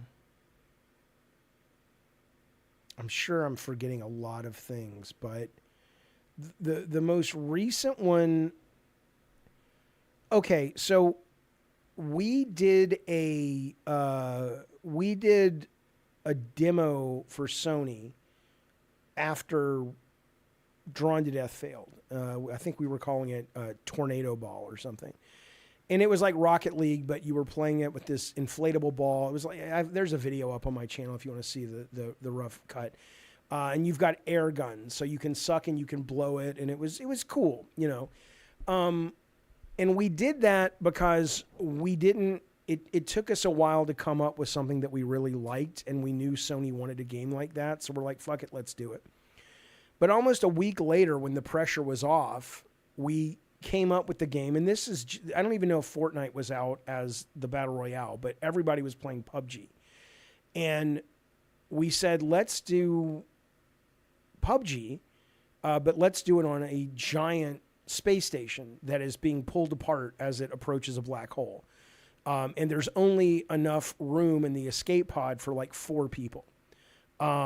So it was a battle royale to survive, to get to the escape pod. And we actually built some rough demos of the space station coming apart. And it was a massive space station, like one of those things like in the movie Passengers, where you had, entire sections. It was just like a zoo on the space station because, people were on it forever. And I had a mechanic that I liked a lot, which was you could put yourself, or you could put gear into this kind of multiverse transporter. So if you were playing and you're like, I don't know if I'm going to win, but I really like this gun, you could find one of those transporter lockers and you could transport it to another universe. So when you respawned in a totally different match, if you had said, I'm going to give up that gun or that armor or whatever for this match because I think I'm going to want it in a later match, you could pull that out from the multiverse locker. And we were doing, by the time we got our demo together of that, Sony had already gone all in on the Tornado Ball game. It was just too late. And it was like, we really want to make this now. The Muse has visited us. We're all in love with this. But they were all kind of jumping at the Tornado Ball game. And it was, so that's probably the pitch that the last one I can think of that I thought was great, but we couldn't do anything with it. So, okay, let me see what else we got lined up for the show right now. Hang on a second. By the way, the super chat, when's the next movie night, says David Seeger. Well, here's what I want to tell you. I don't know about the next movie night yet. We were going to do something this weekend, and then there's just all of these, a lot of games are coming out this weekend. The Server Slam game and Resident Evil 9 and Steam Next Fest and all that stuff. And so I'm going to push the movies to later, but I do want to do a game night maybe this weekend, but in the next couple of days with this game, which it's not, I don't think it's on console, so you have to have a PC. It's really easy to run. It's only going to cost you $3, but it's called Super Battle Golf. And let me just show you the trailer. I haven't bought it yet. It's in my cart, but it looks like a great deal of fun. Check this out. And here we see Bob going for the putt. Hang on. Make it bigger, make it louder.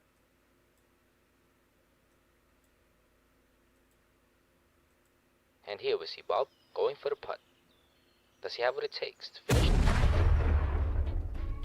I guess not. All right, guys.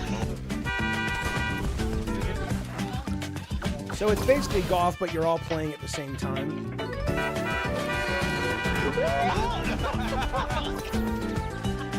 I don't know how many players, but it seems like a good game night for members. So I think this will be the next. Push it with the cameras. Push it. The next kind of event.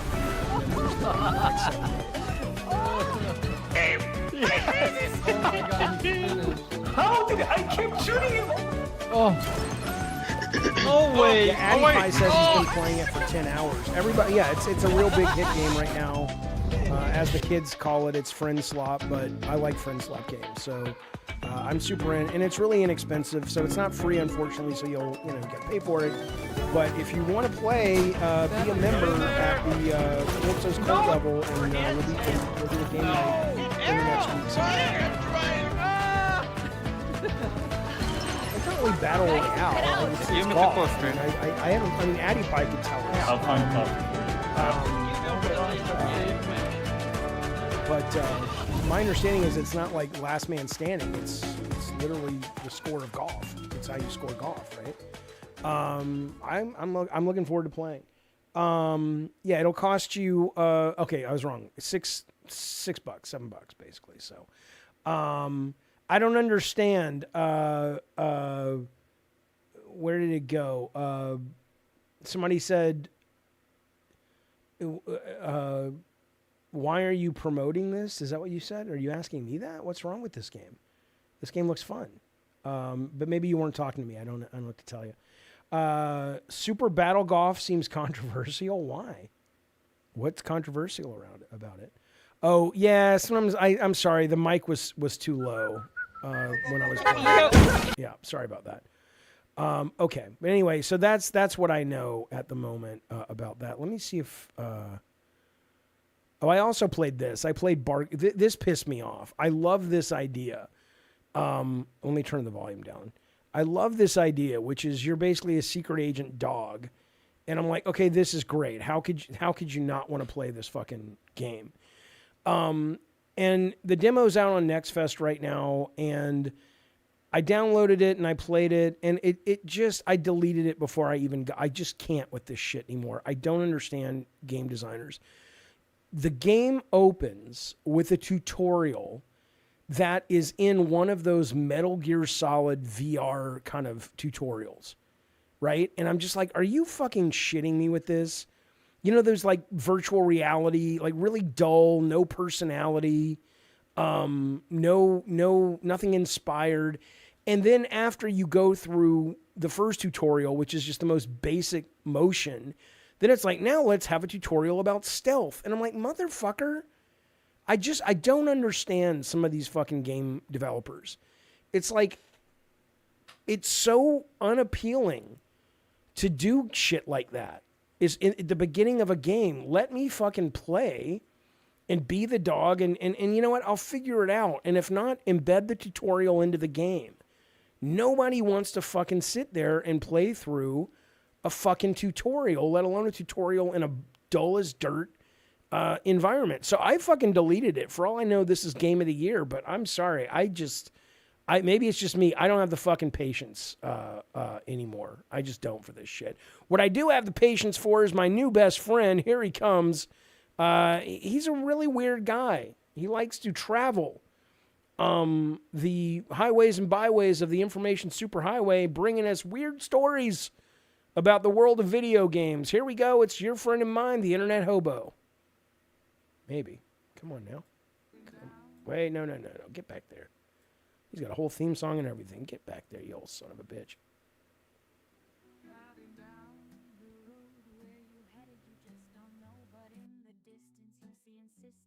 His eyes are all aglow. You will stop, you will look, and why, you just don't know. But my friend, you've just encountered the Internet Hobo.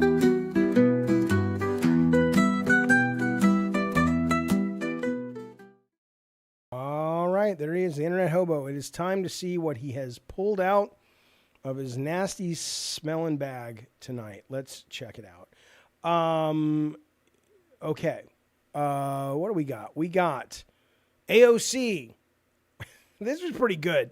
AOC says, why does this guy always talk like a World of Warcraft NPC? If you don't know what she's talking about, little Stephen Miller, who's the creepiest fucking Goebbels wannabe on the planet. Oh, he deleted it. He deleted his post when Trump did his State of the Union last night. Afterwards, and Trump literally, and I don't mean to be, oh, my camera should be up. Let me fix that. I don't mean to be political with you here, but when the president says this, he says, if you agree with this statement, then stand up. The first duty of the American government is to protect American citizens, not illegal aliens. And he did it so, you know, oh, look, the Democrats aren't standing, whatever. Okay, whether you agree or disagree. And then this is what Stephen Miller tweeted. Democrats declared to the world their searing disdain for and profound disloyalty to the actual citizens of the United States. They were repeatedly entreated to stand. Over and over, they refused. It was a moment that chills to the bone and which will live for 1,000 years. And then AOC says, why does this guy always talk like a World of Warcraft NPC? Which is true. Is fucking true, is what I would say. But he deleted it since. Look at this fucking guy. This guy made a Bullet Bill from Super Mario, and well, let's watch what happens. This is at a ski resort, I think, in Japan. Doesn't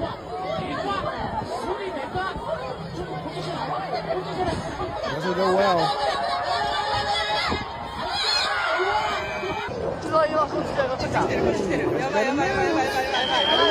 Bullet Bill, bitch! Oh! Come on now. What did you think was going to happen? It was coming right at you. It was coming right at you. Nobody got hurt. Nobody got hurt. That's the important part. Okay, hang on. Where are we going here, boys? Look at this, man. Look at this. There's a company that lets you on your PC, if you have the ROMs, wink, you can play emulated NES games and Super NES games, but they are they're in 3D, or they look 3D. Not 3D like you can go through the environment, but 3D in that, you know, there's depth to them. Well, now that same company has made a version for augmented reality. Look at this, man. This is so cool. I can't wait for these just glasses to be as ubiquitous as fucking cell phones, man, because this shit's cool. Look at this. So you're basically playing, I think that's R-Type, maybe?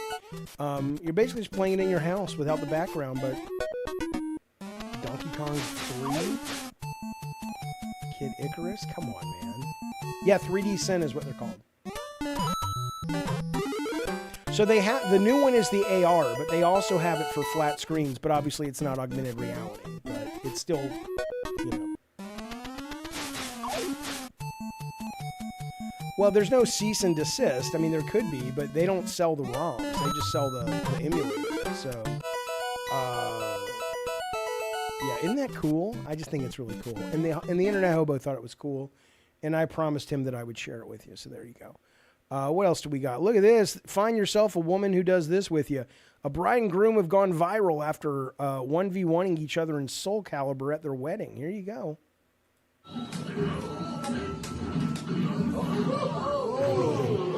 That's a lady right there, my friends. That'll get you to divorce who you're currently with. I mean, come on now. It's like, damn, I didn't know they made ladies that played like games like that. She beat him. He let her win though, because you know she's a girl. You know, isn't that cool? I love that. Thank you, Hobo. Thank you, Internet Hobo. All right, let's keep going. What else you got, buddy? You old stinky, smelly hobo. What you got? Look at these. Look at this fucking thing, man. Isn't that great?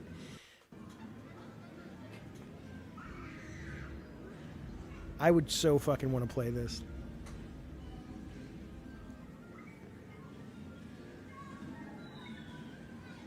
This is weird, though. I guess he actually did. I don't even know how they do, you know. I guess he had already just laid down is what happened. All right, David Seeger, good to see you, man. Isn't that cool? All right. Thank you, Hobo. We appreciate it, buddy. What else do we got? What else do we got? Have you seen this? This was at Toy Fair. Toy Fair was last week. And check out what they got. I kind of want this for the back wall.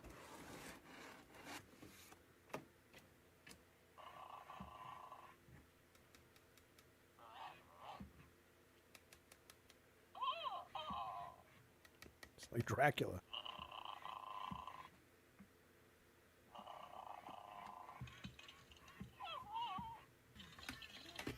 Hey. Yoshi. Cool. Isn't that neat?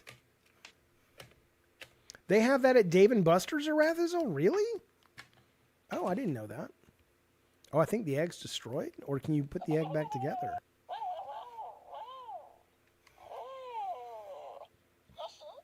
Yoshi, what you doing? Good night,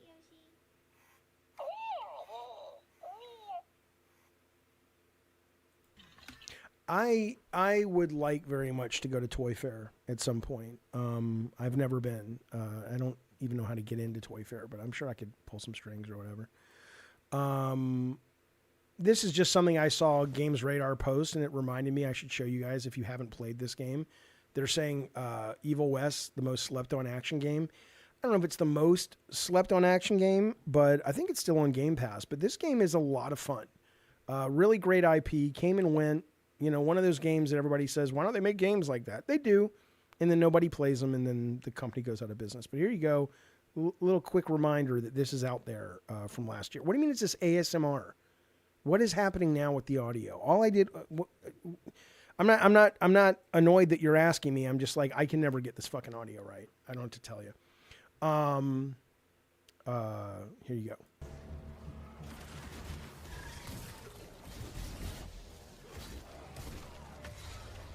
just play this game. It's really fun. Very linear game. It's you know, it's a very B-rated title, but it's a lot of fucking fun. If you're just looking for something to play over the weekend, like, you know.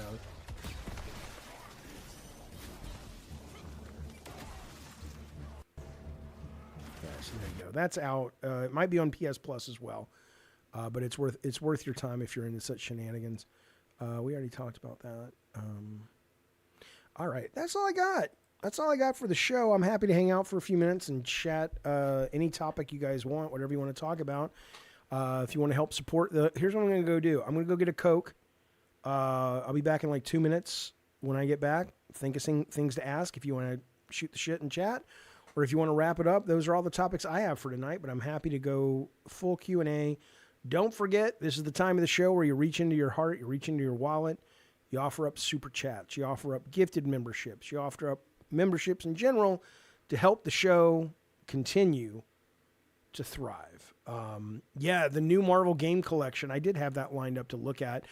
You know, I may get it. Because I love the nostalgia of it. If you don't know, it's let me see if I can find that trailer. 1 second. That's not it. Hang on. If you don't know, they announced today, this was, I think Way Forward is publishing it. And it's a bunch of the arcade games from Marvel. In fact, when I go get a Coke, I'll put this on. I'll be back in like a minute. This is a 2-minute trailer, so I'll be right back.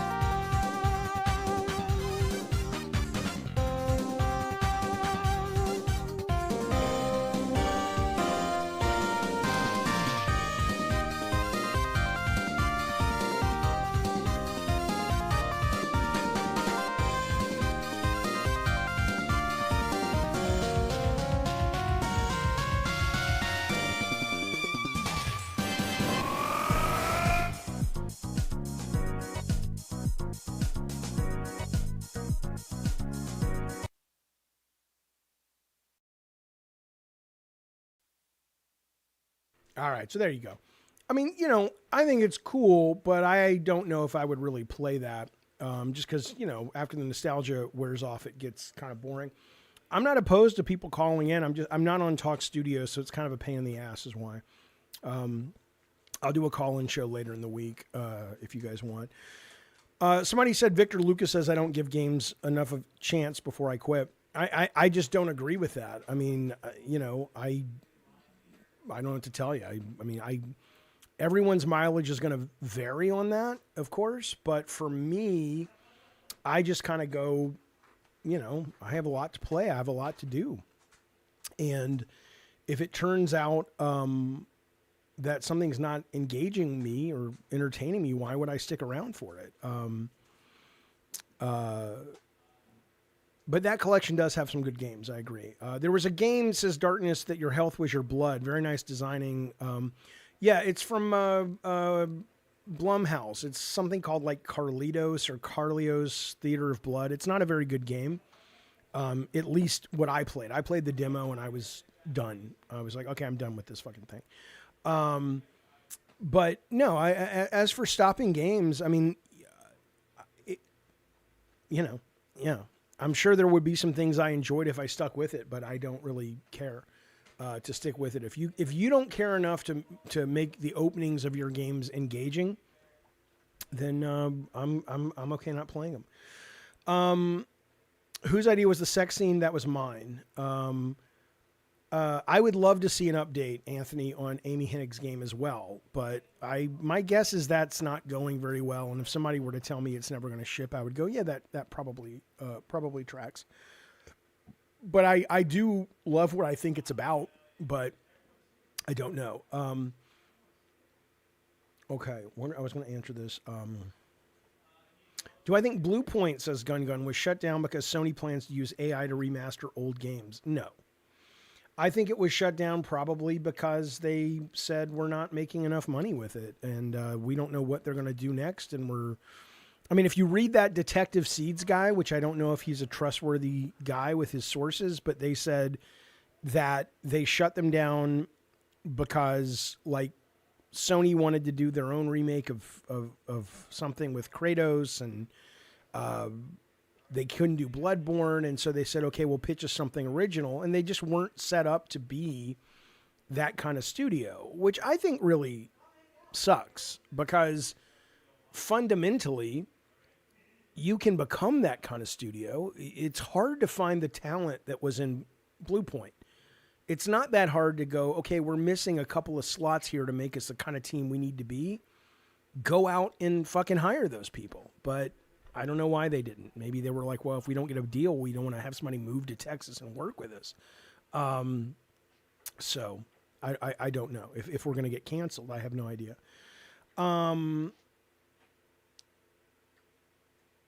Jaffe would hate Disco Elysium. Yeah, I it's too much reading for me. I mean, I love reading. I'm literally reading 3 books right now, including, look at this one I just got. Mail Order Mysteries. I talked about this on Locale Crypt, but it's all the stuff, if you're like over 40, you'll know what this shit is, but it's all the stuff like in comic books when you were a kid that you could mail away for, and then he actually did it. And he put a book together of sort of, which ones were good and which ones were crap.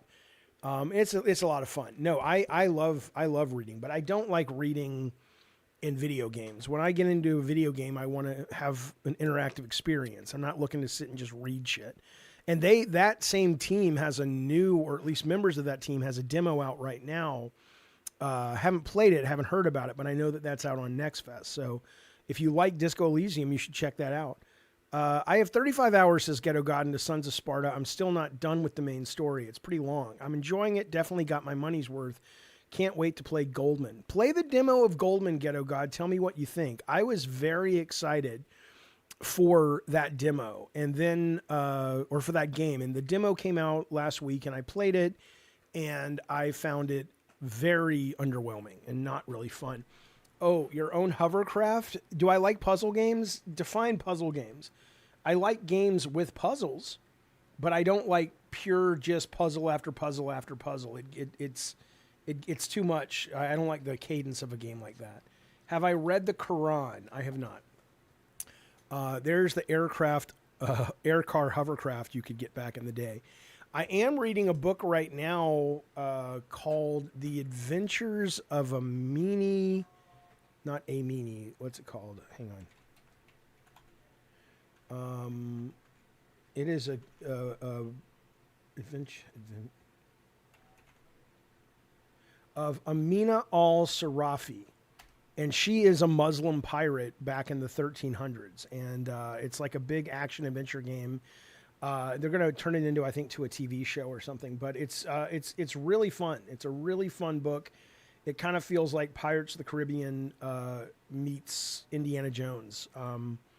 They reference a lot of the Quran and stuff in that particular book. But no, I'm not a religious guy. I find religion in this day and age mostly troubling. But yeah, I think this is.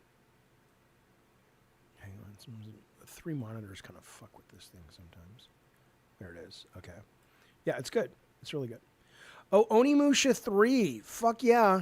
Fuck yeah, man. That's a good one. I plan on playing. Remember I told you guys I'm going to be playing or probably getting a PS2 soon with backwards compatibility for the one. I think one of the games I want to play first is Onimusha 3.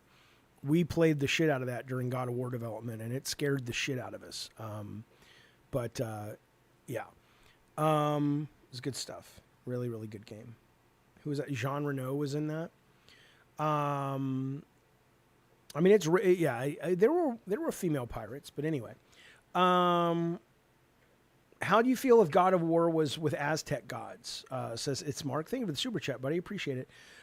Cool. I mean, I think the real problem with God of War is I'm kind of over it as a fan at the moment. I will of course be interested in whatever they put out, but I don't find it all that interesting anymore. Like Egypt will be fun for the first hour because they have Anubis and you fight the sun god, and Aztec, you have the jaguar gods and all that. But after that kind of goes away and it's just the game, there's no longer anything fundamentally compelling to me about the God of War games.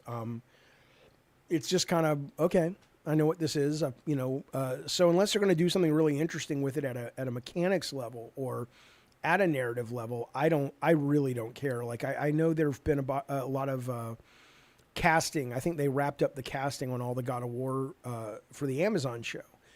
And I'm just like, I so don't care. If it wasn't God of War, and I know people would ask me about it, and I could probably make some videos about it. If it wasn't that, I'm as interested in watching that series as I wasn't interested in watching Vikings, which is to say, not at all.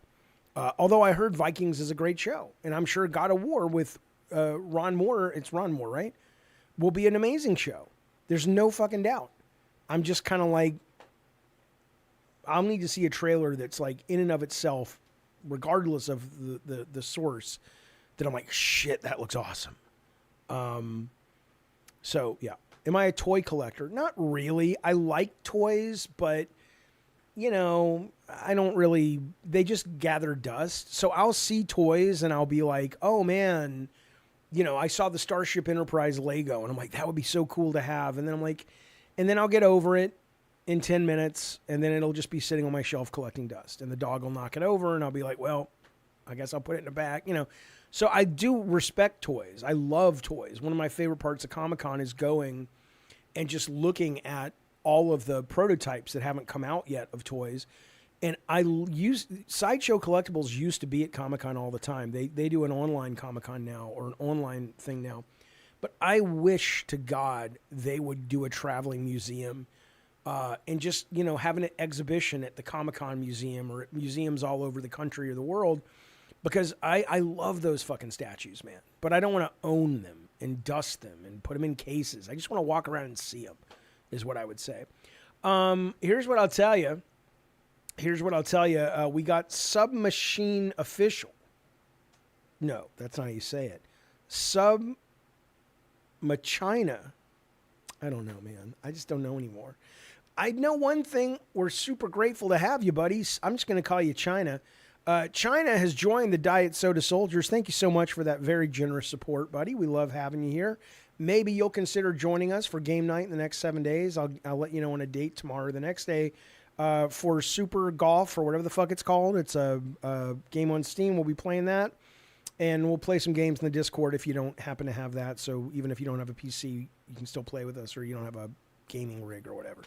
But thank you for joining. We appreciate it very, very much. And then Michael Pitowski of the Alabama Pitowskis says, Jaffe, listen. And also, thank you for the super chat, buddy. In Australia, WWE 2K26 Monday Night War Edition is $240 Australian, but you still have to unlock wrestlers. Why is there not more of an outcry with microtransactions? Well, are you saying that you have to unlock wrestlers with money?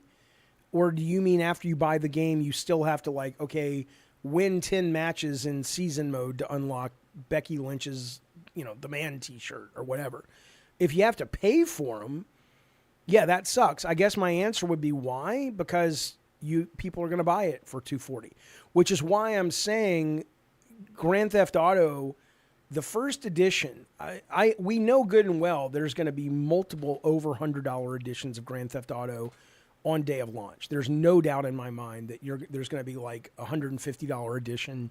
Maybe that comes with a future coupon to get into Grand Theft Auto 6 online, or maybe I honestly think what they could do and should do, because the market would bear it out, is they launch Grand Theft Auto 6 like 5 days early if you have the $150 edition, and you would sell millions of that. And then afterwards it goes to you can buy the $80 edition.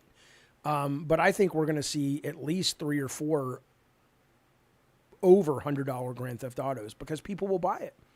I bought the last WWE game and I spent $100 on it because I wanted to play it 3 days early, and that's WWE. Imagine what they learned from that they'll apply to GTA 6. But thank you for that super chat, buddy. I really appreciate it.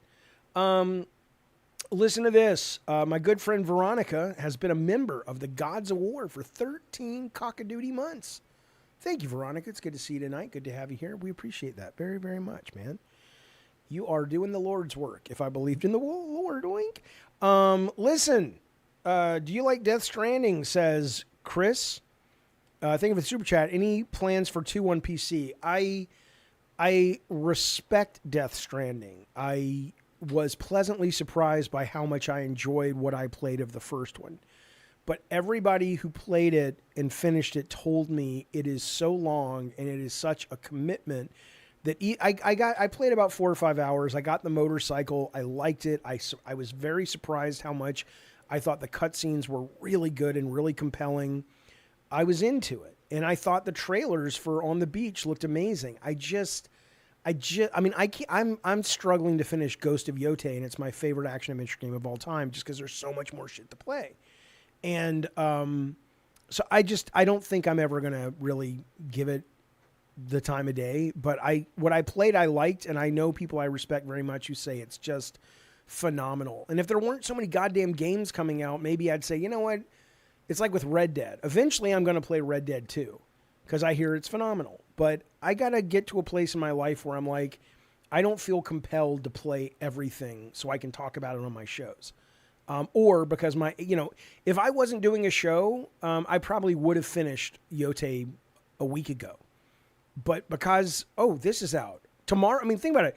Resident Evil 9's out tomorrow, as is the Marathon test, as is the Horizon test, as is Steam Next Fest.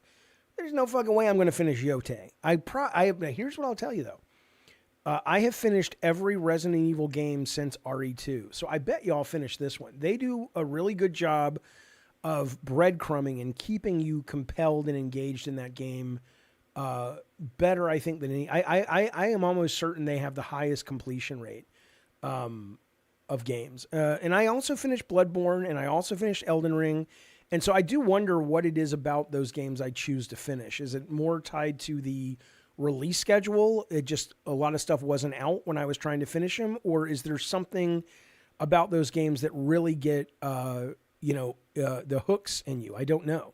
Yes, Addy Pie, you're right. Jaffe, you still haven't gone back to Cyberpunk. I did go back this weekend because I was playing around with GeForce Now, and I was so pleased by the car combat that they added a year ago that I hadn't played yet. I'm like, oh, this is really fucking cool.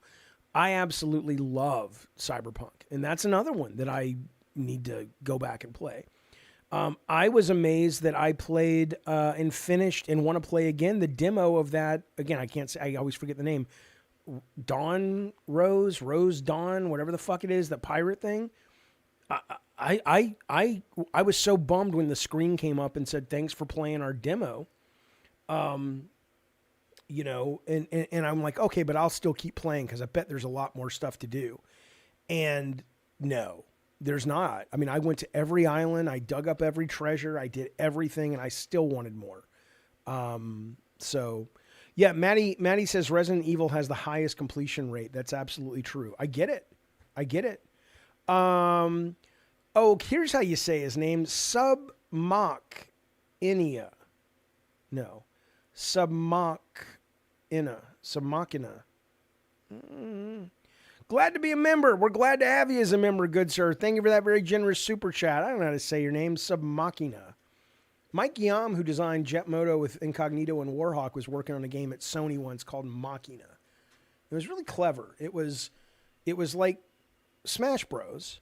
With 4 players, but the background was constantly scrolling towards you, right? So you were playing like a Smash Brothers level, but imagine the level was on a conveyor belt, so you weren't sliding with it. I don't remember how. I don't know if they were hovering or how we got around that. But the play field was constantly shifting and moving during the fights. They did a prototype. They didn't finish it, but it was pretty cool. It was pretty cool. But anyway, thank you for that, buddy. I appreciate it. Then the world's biggest racist, Stick Solid, is here. He says, we know you don't like old Stick because of common sense, accurate government takes, and reasonable responses to woke ideology. Calling you out for creepy shit you said, but Godspeed. You'll be okay. I don't say creepy shit. People hear creepy shit because they haven't dealt with their own shit and they're uncomfortable. I am an honest broker. And as I've said this many times over on the LCU, and thank you for your ducats, Stick Solid. I mean, can you, if you watch the LCU shows, can you not imagine a better LCU show than a forensic IT guy that travels around to all the LCU hosts and does a deep dive into their hard drives? I guarantee you would find nothing on mine that anybody would be like, oh my God, dude. And a lot of the people like you that get accused, you living in that fucking storage unit all by yourself, you're looking up the freaky deaky dark web shit. You guys would be the ones that it's like, shit, he was the one that was always saying Jaffe was weird. It's like, yep. Y'all protest too goddamn much. I'm on to you, you son of a bitch. Thank you for the super chat.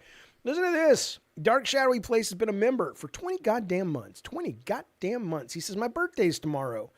RE9 and Marathon this weekend. That is a great birthday weekend. Here you go. Happy birthday to you. Happy birthday to you. Happy birthday, dear Dark Shadow Place. Happy birthday to you. Have a great birthday, buddy. Hope you get what you wish. Look up the Altered Alma trailer. All right. Why not? Why not? Let's look it up. Let me get it real quick.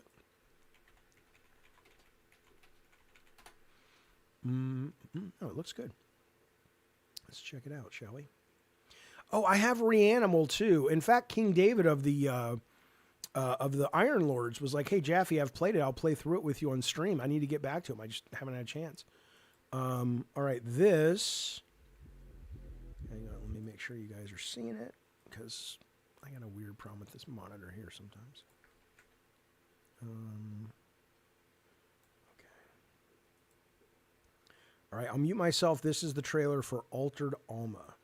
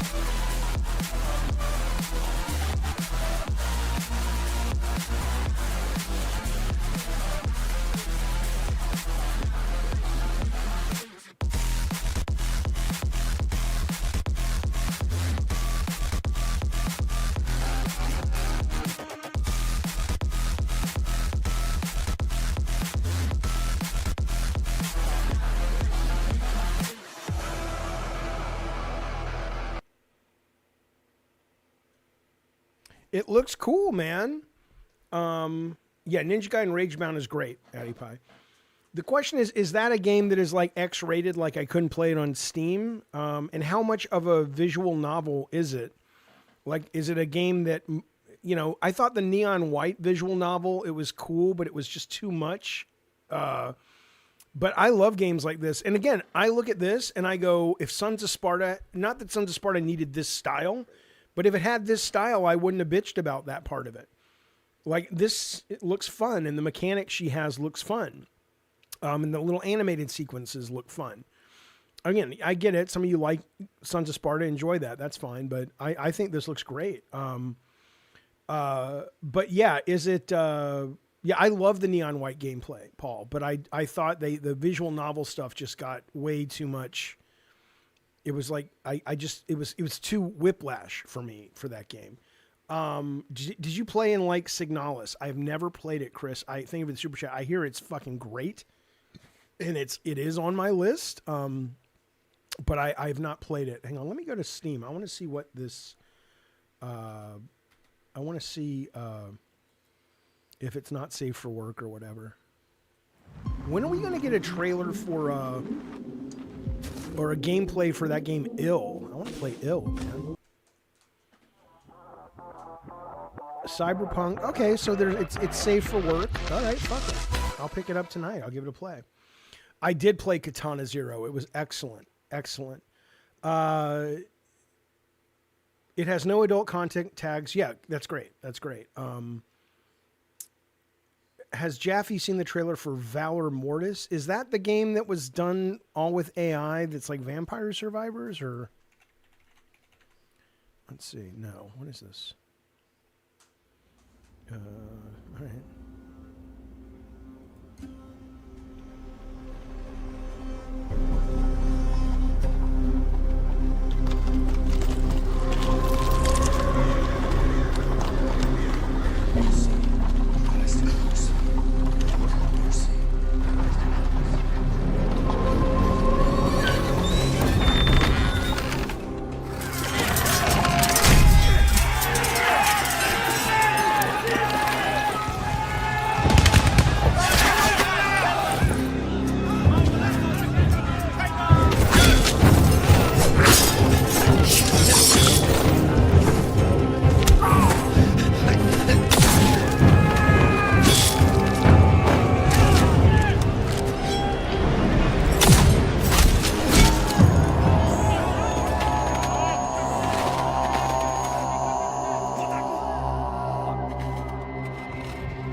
This looks fucking cool.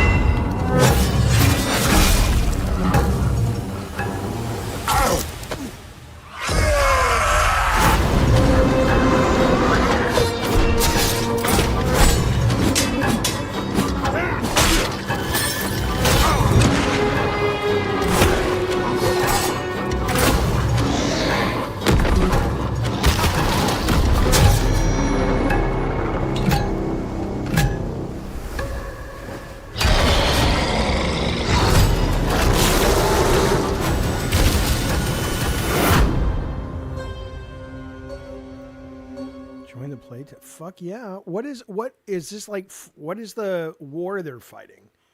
It's some French thing, right? But I don't know what era this is or what war this is. That looks awesome. It looks fantastic. I'm totally in. Okay, well, I'm going to be playing that as well. Okay, and then I'll be playing Altered Alma. Thank you guys for the suggestions. I appreciate that. Okay, well, listen, I may do a little streaming this evening if I play a game, but if not, that's this stream for today. I'm back tomorrow at 7 a.m. Over on the Locale Universe doing Locale Crypt. And then after that, I will be jumping into the Marathon Server Slam. And then we're doing karaoke tomorrow night. But if I get home, well, I'm going to get home and I'm going to play RE9 probably by myself.